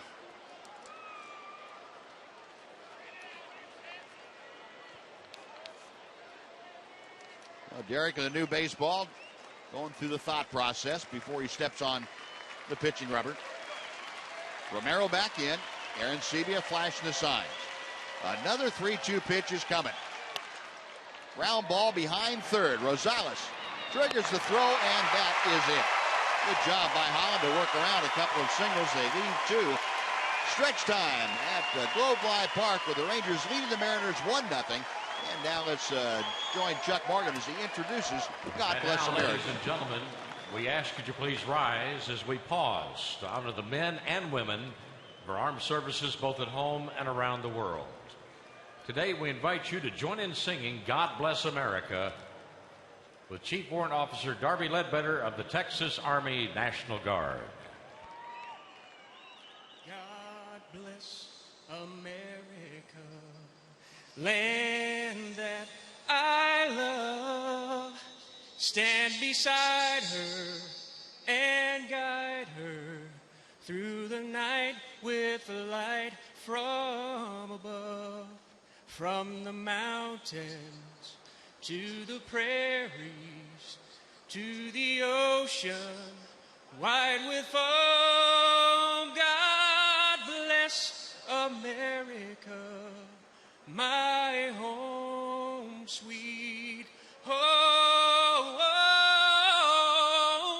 God bless America, my home sweet home.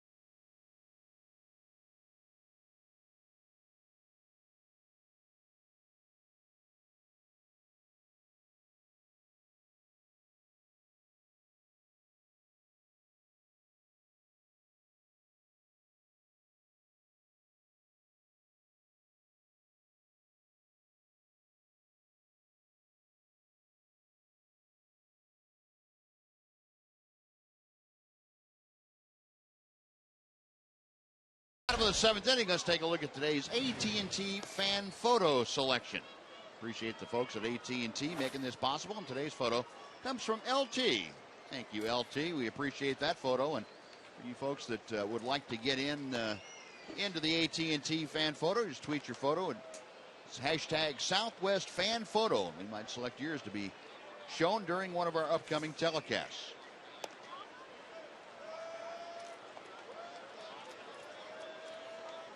Well, Dominic Leone has entered the ballgame to take over on the hill for the Mariners.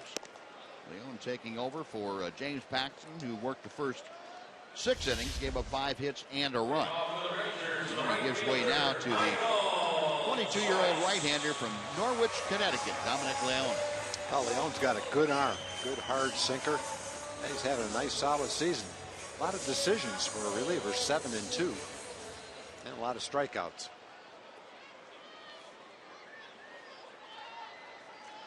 Leone will work to Michael Choice, Rougned Odor, and Ryan Rua here in the Rangers' 7th. Texas on top, 1-0. And Michael Choice, a good rip at that first pitch. Fouls it back. Michael Choice 1 for 2 today. Had a second inning single last time up, popped out to second. Choice 0 for 2 against Leone in his previous matchups. Here's that good hard slider you were talking about, Tom, right on the outside corner. Yeah, he's the kind of guy who's tough to hit. Good arm. Mariners have a lot of good arms. Obviously one of the best pitching staffs in baseball, not just the starters, but those guys out in the bullpen have good arms too. A ball and 2 strikes.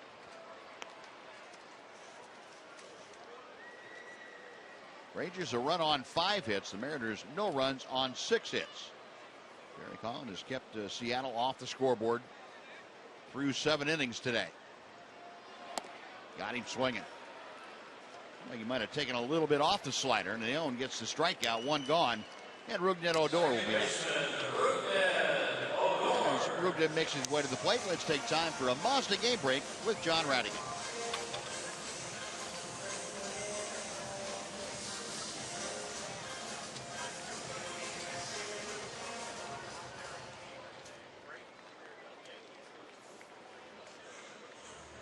All right, John, thank you. Well, Lloyd McClendon has decided that's enough for Dominic Leone. You've got the left-hander Rougned Odor coming up, so the call has been put out for the left-hander from the bullpen. Lloyd McClendon making a pitching change. We'll take a timeout. We're back to Globe Life Park after this.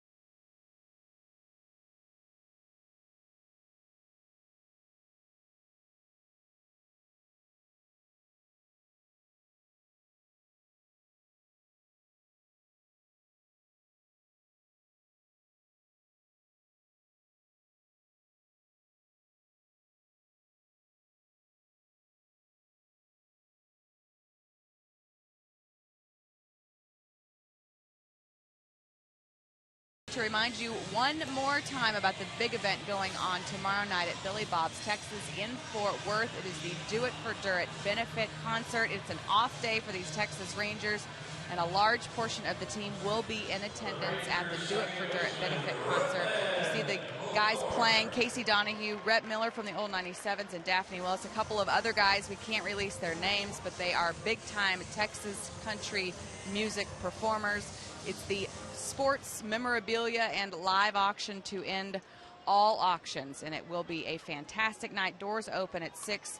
$20 for tickets in advance at BillyBobsTexas.com. $30 at the door. We hope to see every one of you there. It's for a wonderful cause for Richard Durrett's family, to help his children get their education. We all know Richard and loved him very much, and passed away earlier this year. He was a fixture in this press box for a very long time and in the clubhouse. He's got 2 young children and 1 on the way, and we want to do whatever we can to make sure that those kiddos are taken care of. So please, please, please come to Billy Bob's tomorrow night. We hope to see you guys there.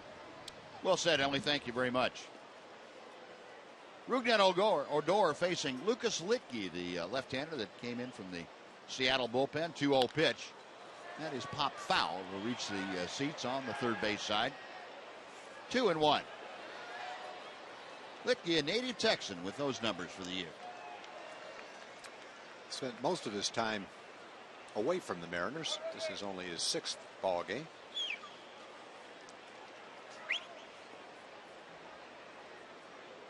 Litke went to San Jacinto College and also pitched a year at Rice. Gets a strike on the outside corner. 2-2. Odor today has rounded out twice. 0 for 2, batting at .256.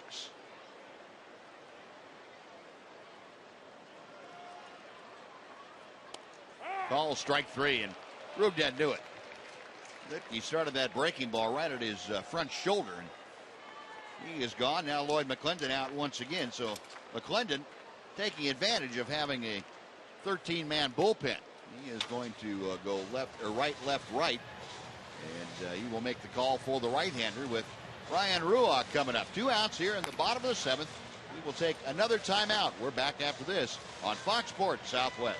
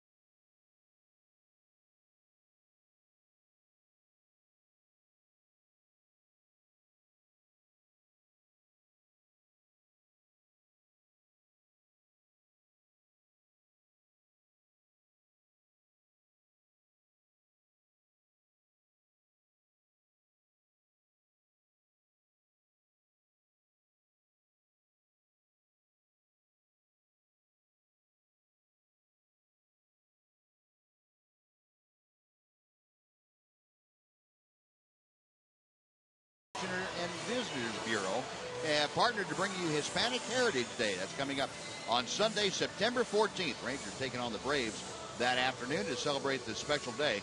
Tickets in the all-you-can-eat porch are just $41, and tickets in the upper reserve section are just $14. Just use the online coupon code DCBB. Get yours at TexasRangers.com.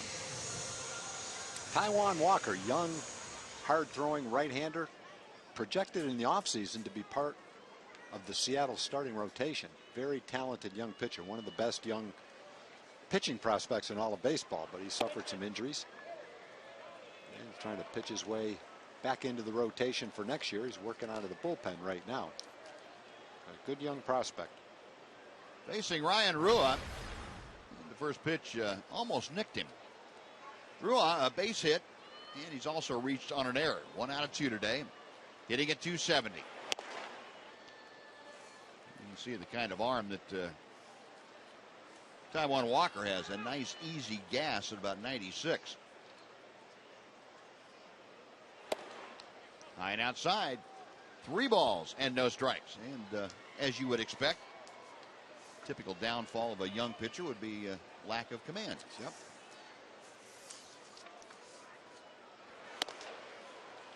Belt high strike, 3-1. If you look at his stats this year, he's had 4 games, 3 of them starts, 21 innings, 15 walks. Yep. So that has definitely been an issue.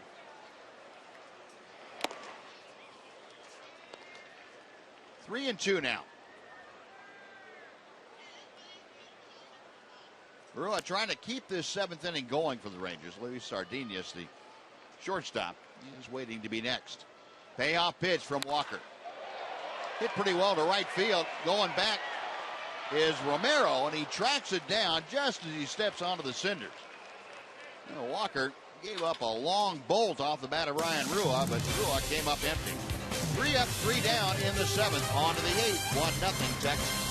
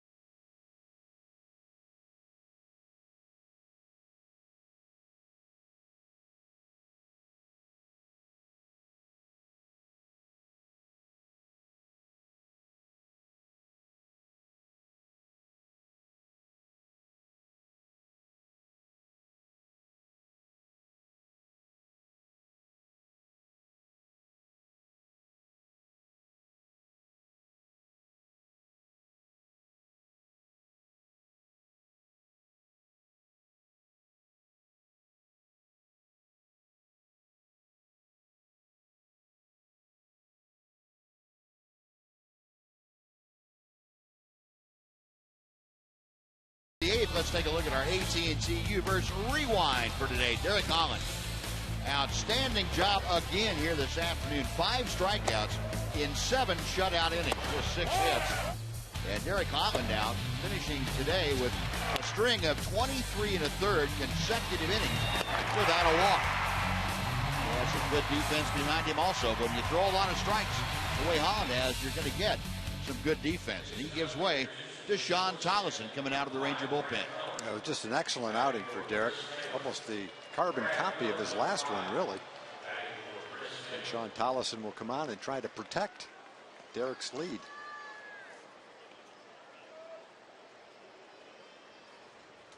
The 26-year-old from Allen, Texas, on the hill now, and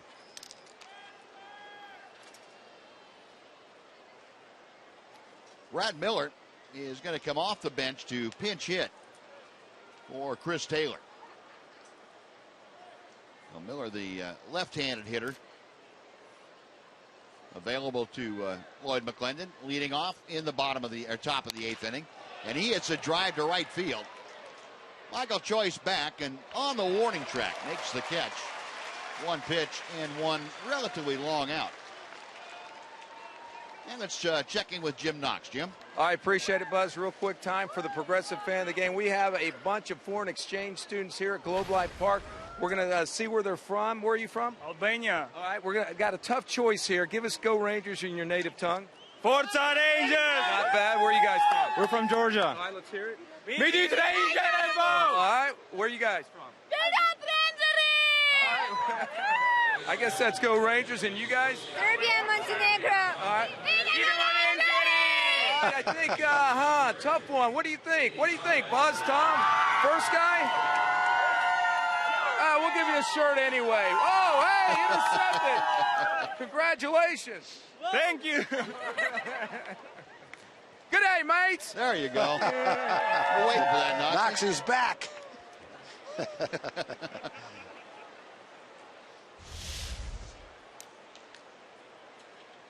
Brad Miller, the pinch hitter, flies out to start the 8th inning. Now another pinch hitter, Eddie Chavez, coming to the plate to hit for Jesus Sucre.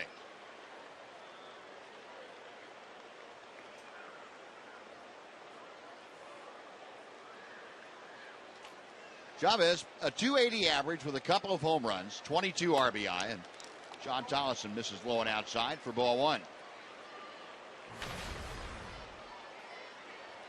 Seen Indy in every game during this series. Couple of starts in right field. Out of play to the left. And the count evens at a ball and a strike.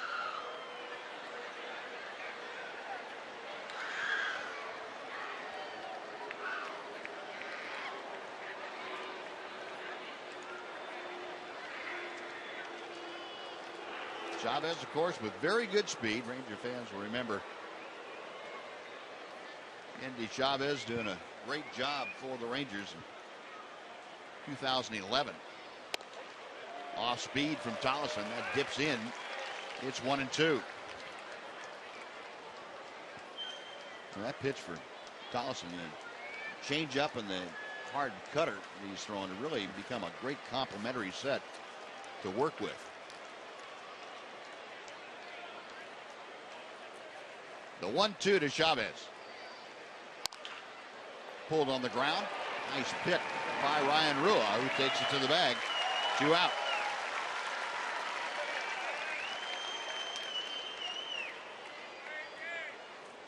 So 2 up, 2 away. Now back to the top of the Seattle order, and Austin Jackson. Neil Kotz ready if needed in that Ranger bullpen.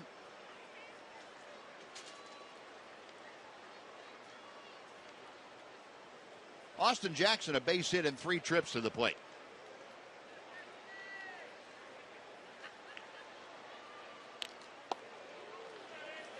Nothing in 1 on the foul ball.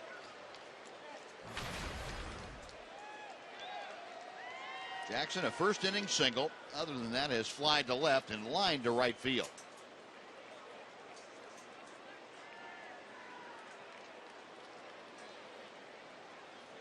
Mariners have out-hit the Rangers today 6-5. But the Rangers have scored the only run. 1-1 to Jackson.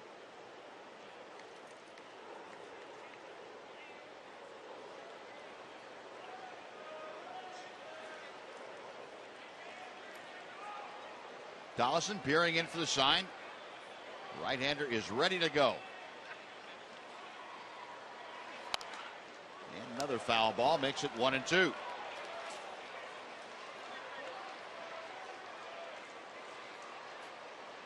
The Rangers finishing up play against the Mariners here today. Have an off day on tomorrow and Monday, and then the Angels come in for 3 starting on Tuesday night. Colby Lewis and Hector Santiago, the principals in that ball game. 7 o'clock start on Fox Sports Southwest. High and outside, 2-2. Well, the Angels are still rolling. They've scored, I think it's 14 runs against Minnesota today. They're staying hot. 31 games over 500 now. And a commanding 6-game lead. Yeah, just over Oakland. Growing. Tollison's 2-2. Into the hole, a base hit for Austin Jackson, and the Mariners now with 1 out or 2 outs have the tying run aboard. Chris Denorfia is the scheduled hitter. He's going to be called back. Lloyd McClendon exploiting the added number on the roster, the active roster, all the way up to 40. Logan Morrison is going to pinch hit for Denorfia.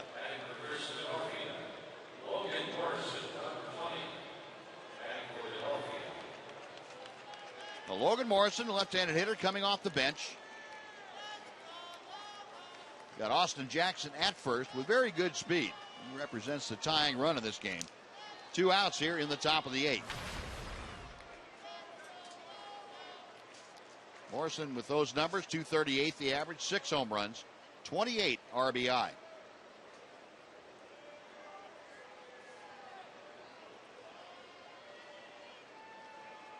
Austin Jackson inching off the bag at first as Tollison makes a little toss over there just to let him know he hadn't forgotten about him.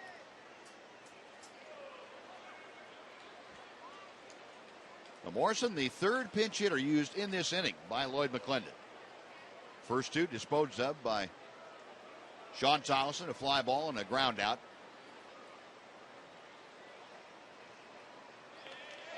He was leaning a little bit. Yeah. Pretty quick move that time by Sean Tollison. That was not just a calling card.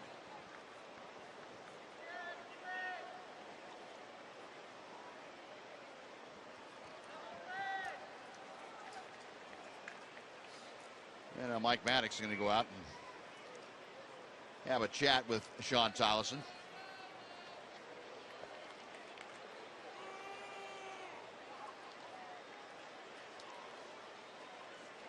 But the game stays 1-0 going into the top of the 9th inning, and Morrison's the last out of this inning. It's going to be an exciting 9th inning. Cano, Morales, and Seager right in the middle of the lineup will be the 3 hitters coming up in the 9th inning.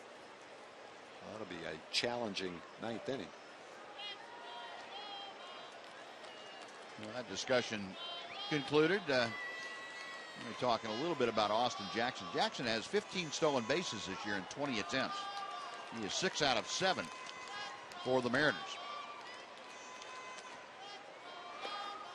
Rolling outside, the ball gets by Aaron Seavey, who never got his glove turned over. So down to second is Jackson. He is in scoring position with 2 outs. We'll see how that is ruled by the official scorer, Steve Weller.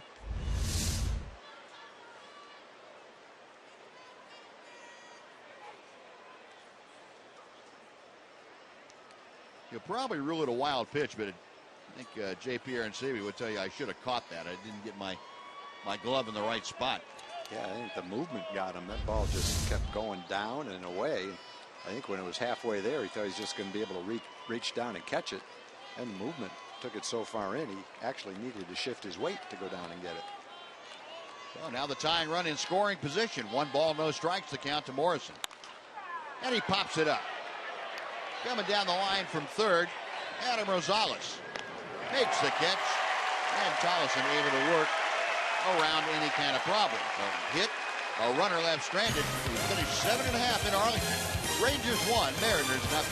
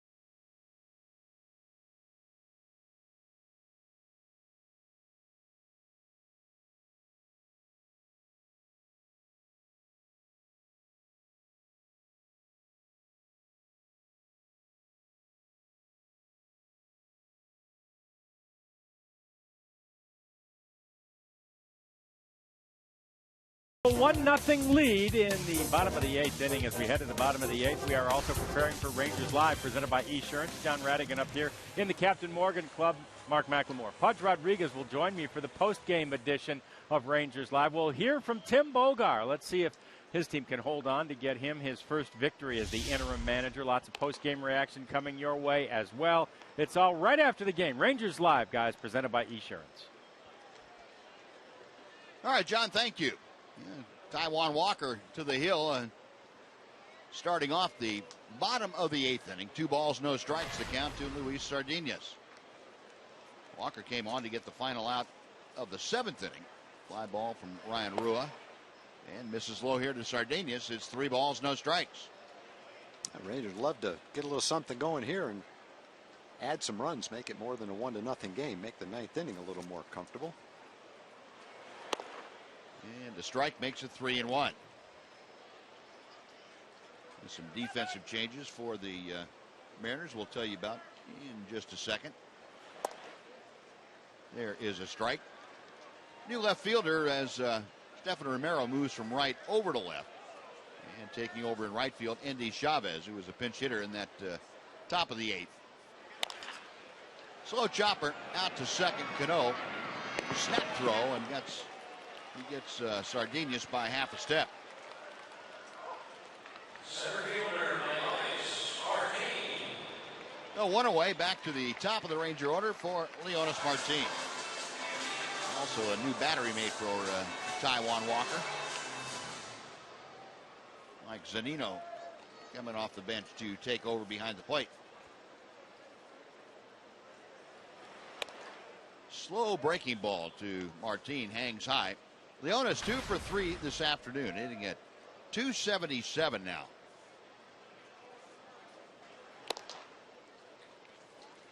One and one.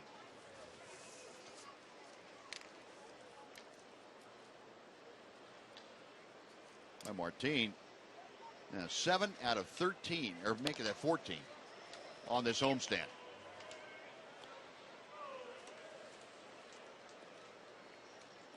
Well, he's been on a nice steady path trying to get up to 280. He's at 277 right now. 1-2 pitch. We'll try it again. Martin is hitting .390 since the middle of August. Neftali Feliz in the Ranger bullpen. Chopper to first, a bad hop over Morales and down the right field line. That is going to rattle around to Martin, not stopping a second. He is headed for third and he reaches standing. Just keeps it going, keeps swinging the bat. He's hitting pitches now that he wasn't hitting earlier in the season, that's for sure. Fouling off pitches he wasn't fouling off early in the season, and hopefully continuing to lay off some of those pitches out of the strike zone that he used to swing at when he was expanding the zone. Martin with his 7th triple of the year. Morales wanted no part of that. He saw a little overspin on it and said, nope, not getting over in front of it. They're going to have to play the infield in again in a 1-0 game. Daniel Robertson seeing if he can bring in that second run. Yeah, Martin scored in the 6th inning when he got to third. Robertson, who has grounded out all 3 times up there against Walker. Hard hit ball and picked by Seager at third. I'm not sure he knows he has it yet. Boy, that was a smash too, right at him. Get a good pitch to hit, you rip it, hit it one way or the other by a little bit, and he won't have time to react to it. He got his leg out of the way in case he didn't catch it. He didn't want to get hit in the ankle by that shot. That's too bad because Daniel really puts a good swing on that thing. Oh, 2 outs. Now the infield back to normal depth. Adam Rosales, who is 1 for 2, takes just outside for ball 1. Rosales a bunt single in the 4th inning and walk in the 6th inning. Average at 297. And Walker hits the outside corner. A ball and a strike.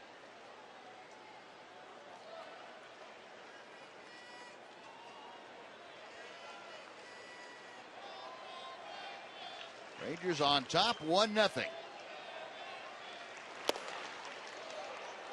97 from Taijuan Walker.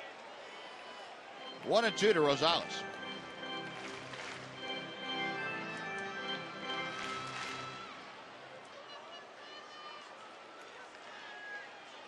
The young right-hander is set, and the pitch. Got him swinging. Well, Walker able to work around the one-out triple. Some pretty good defense behind him helped him do that. Rangers strand a runner. We're going to the ninth. It's Neftali Feliz time. Rangers leading by 1.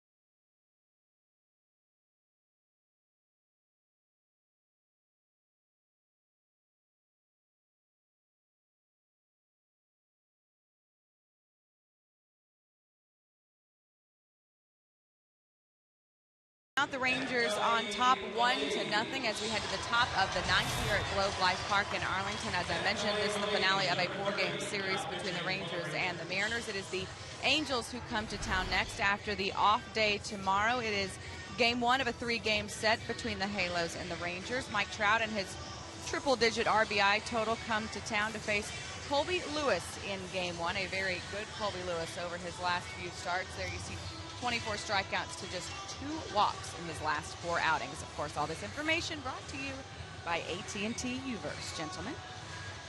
All right, Emily, thank you. Yeah, we head to the ninth inning. Derek Holland with 7 shutout innings here this afternoon, talking with Adrian Beltre, and he's turned this game over now to Neftali Feliz, who is trying to close it out for what would be his 8th save of the year. It was an excellent start for Derek. And a tough save right here for Neffy, trying to go 8 out of 9 in saves. He's going to have to face Robinson Cano, Kendrys Morales, and Kyle Seager. Well, the 26-year-old right-hander Neftali Feliz trying to reestablish himself at the back end of that Ranger bullpen. Tommy John surgery 2 years ago, and it's been kind of an erratic recovery for Neftali Feliz. A lot of steps forward and intermingled with several steps in reverse. Robinson Cano is 2 for 3 here this afternoon. And that first pitch is chopped foul at home plate, 0-1.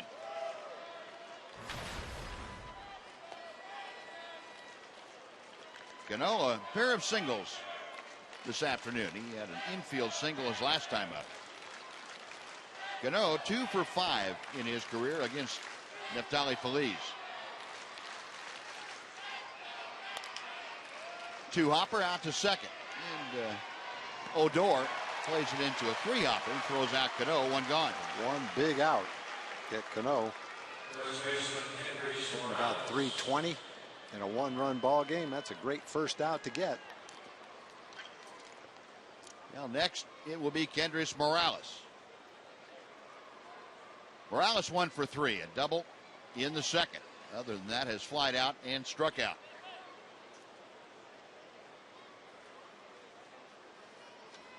Morales 0 for 4 against Phillies.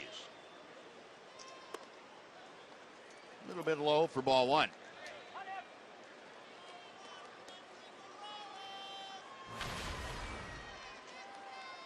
.233 average for Kendrys Morales.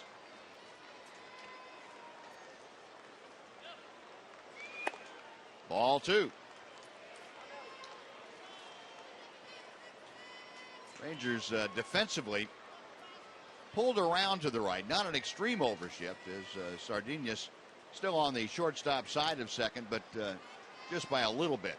Outfield playing extremely deep. The no doubles defense. And Feliz missing outside. 3 balls, no strikes. A tough spot when you're facing the 3 guys that Tom mentioned to you, with Cano and Morales, to be followed by Kyle Seager. All 3 with home run ability. No doubt. Morales has displayed that home run ability in this series. Right down the middle, 3-1.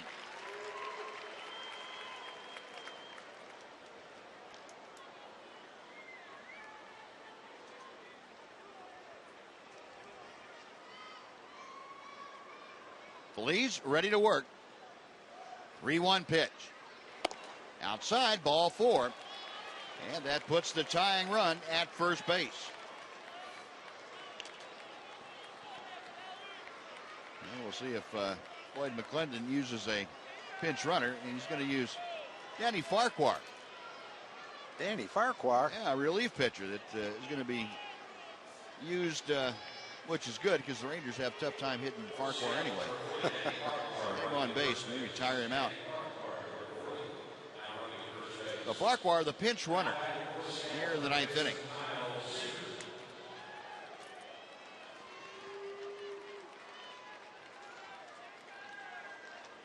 Kyle Seager at the plate. This is the guy that really counts. He's the potential go-ahead run. Seager 0 for 3.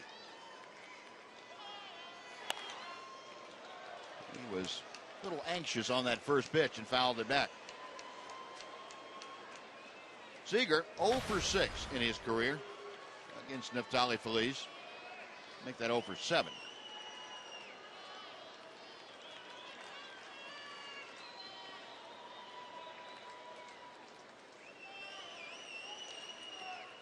Feliz a belt high set, the 0-1 pitch.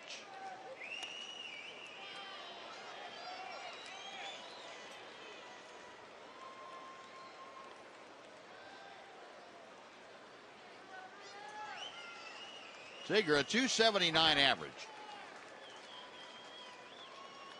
Neftali Feliz trying to work around a 1-out walk. Popped him up. Rosales coming over right at the railing of the dugout, and it's down at the bottom of those steps. The count moves to 1-2. A good fastball by Neffy, 94 miles an hour. Almost ended up in a foul pop-up. Another couple of feet. Well, Feliz now in a situation with a 1-2 count where he can pretty much go to anything in his arsenal that he wants to. Yep.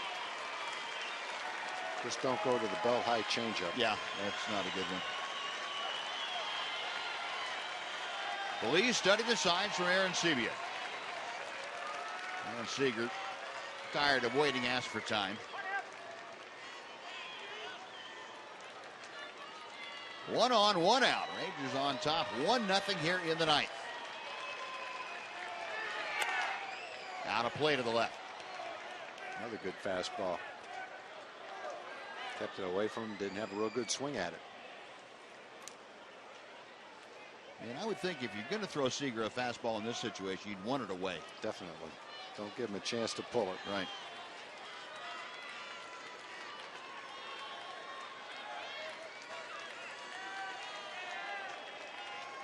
That's where Feliz wants to go. Another 1-2. Pulled by the first baseman Rua down the line. Farquhar around to third. And the Mariners now with the tying run at third, the go-ahead run at first. Just 1 out here in the 9th inning. And James Jones is going to be the hitter. Well, Seager was 0 for 3, trying to give him an offer, but I think he's trying to throw this ball away. And it's slightly away and down, and Seager pulled that ball like it was right down the middle of the plate. Tim Bogar out to the mound, and he's going to have a little chat with his battery of Phillies and Aaron Sebe, and also the entire Ranger infield. A lot of different things you need to go over here, what you want to do with James Jones, but also in the event that the Mariners try and steal a run. In this situation, you want to throw the ball through. Do you want to fake a throw to second and see if you can get Farquhar leaning off the bag at third? Lloyd McClendon, a lot of options here. Rangers with that one-run lead, which is in jeopardy right now.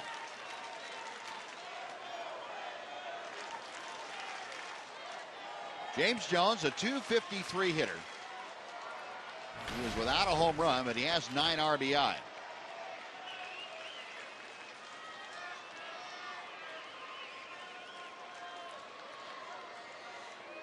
Middle of the infield for the Rangers, back at double play depth. And that's out of play to the left. Fastball, 96 miles an hour. Yep. Well, we've seen Phillies do that, where he comes in throwing 92, 91, 92, pump it up a little bit, and then all of a sudden get in trouble and reach back for some extra. Well, if you're ever going to reach back for extra, now's the time to do it. Phillies set for the 0-1 pitch. And 0-2. Jones fouling off that fastball.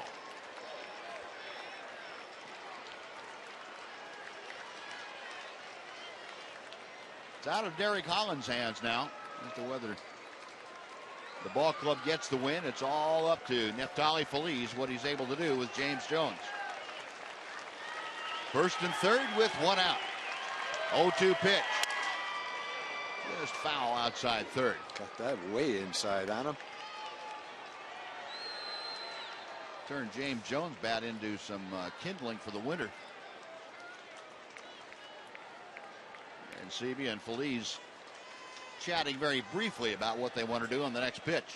Well, Jones is someone that will expand the zone a little bit. He's only walked 12 times. He's been up 300 times.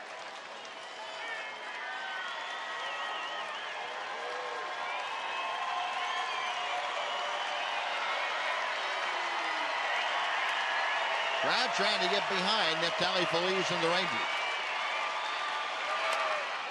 And Jones spoiling another good fastball away. That at 97. He had that one by him. He just reached out and barely got a piece of that one.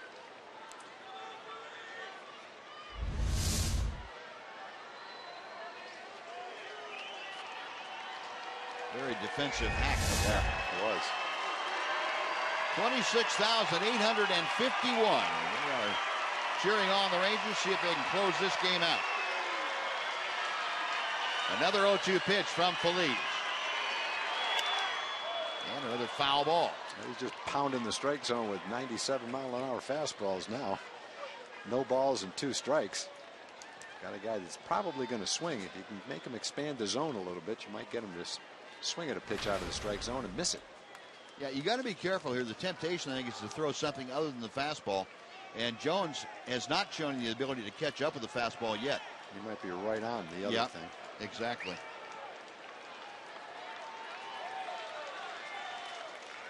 Holland with Elvis Andrus. Pitch tracker showing you that last pitch right at the top of the zone. This one's popped up. Shallow left, going out Sardinius. He makes the call and the catch. And that is a huge second out. Well, Neffy just kept popping that fastball. 96, 97, 97. Fouled it off. Really didn't look like he was handling it very well. Put that one in play, and just a little weak pop-up for the second out.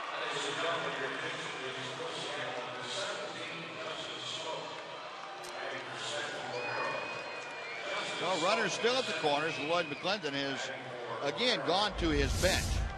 And former Ranger Justin Smoke, the switch hitter, is going to pinch hit for Romero with 2 outs here in the 9th inning.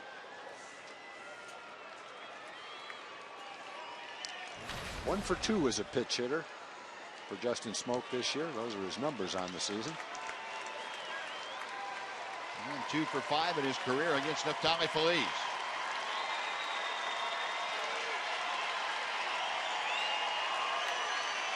Smoak, 7 home runs, 30 driven in. Takes that fastball, knee-high, strike 1. Good, consistent fastball for Neffy with pretty good command of it right now.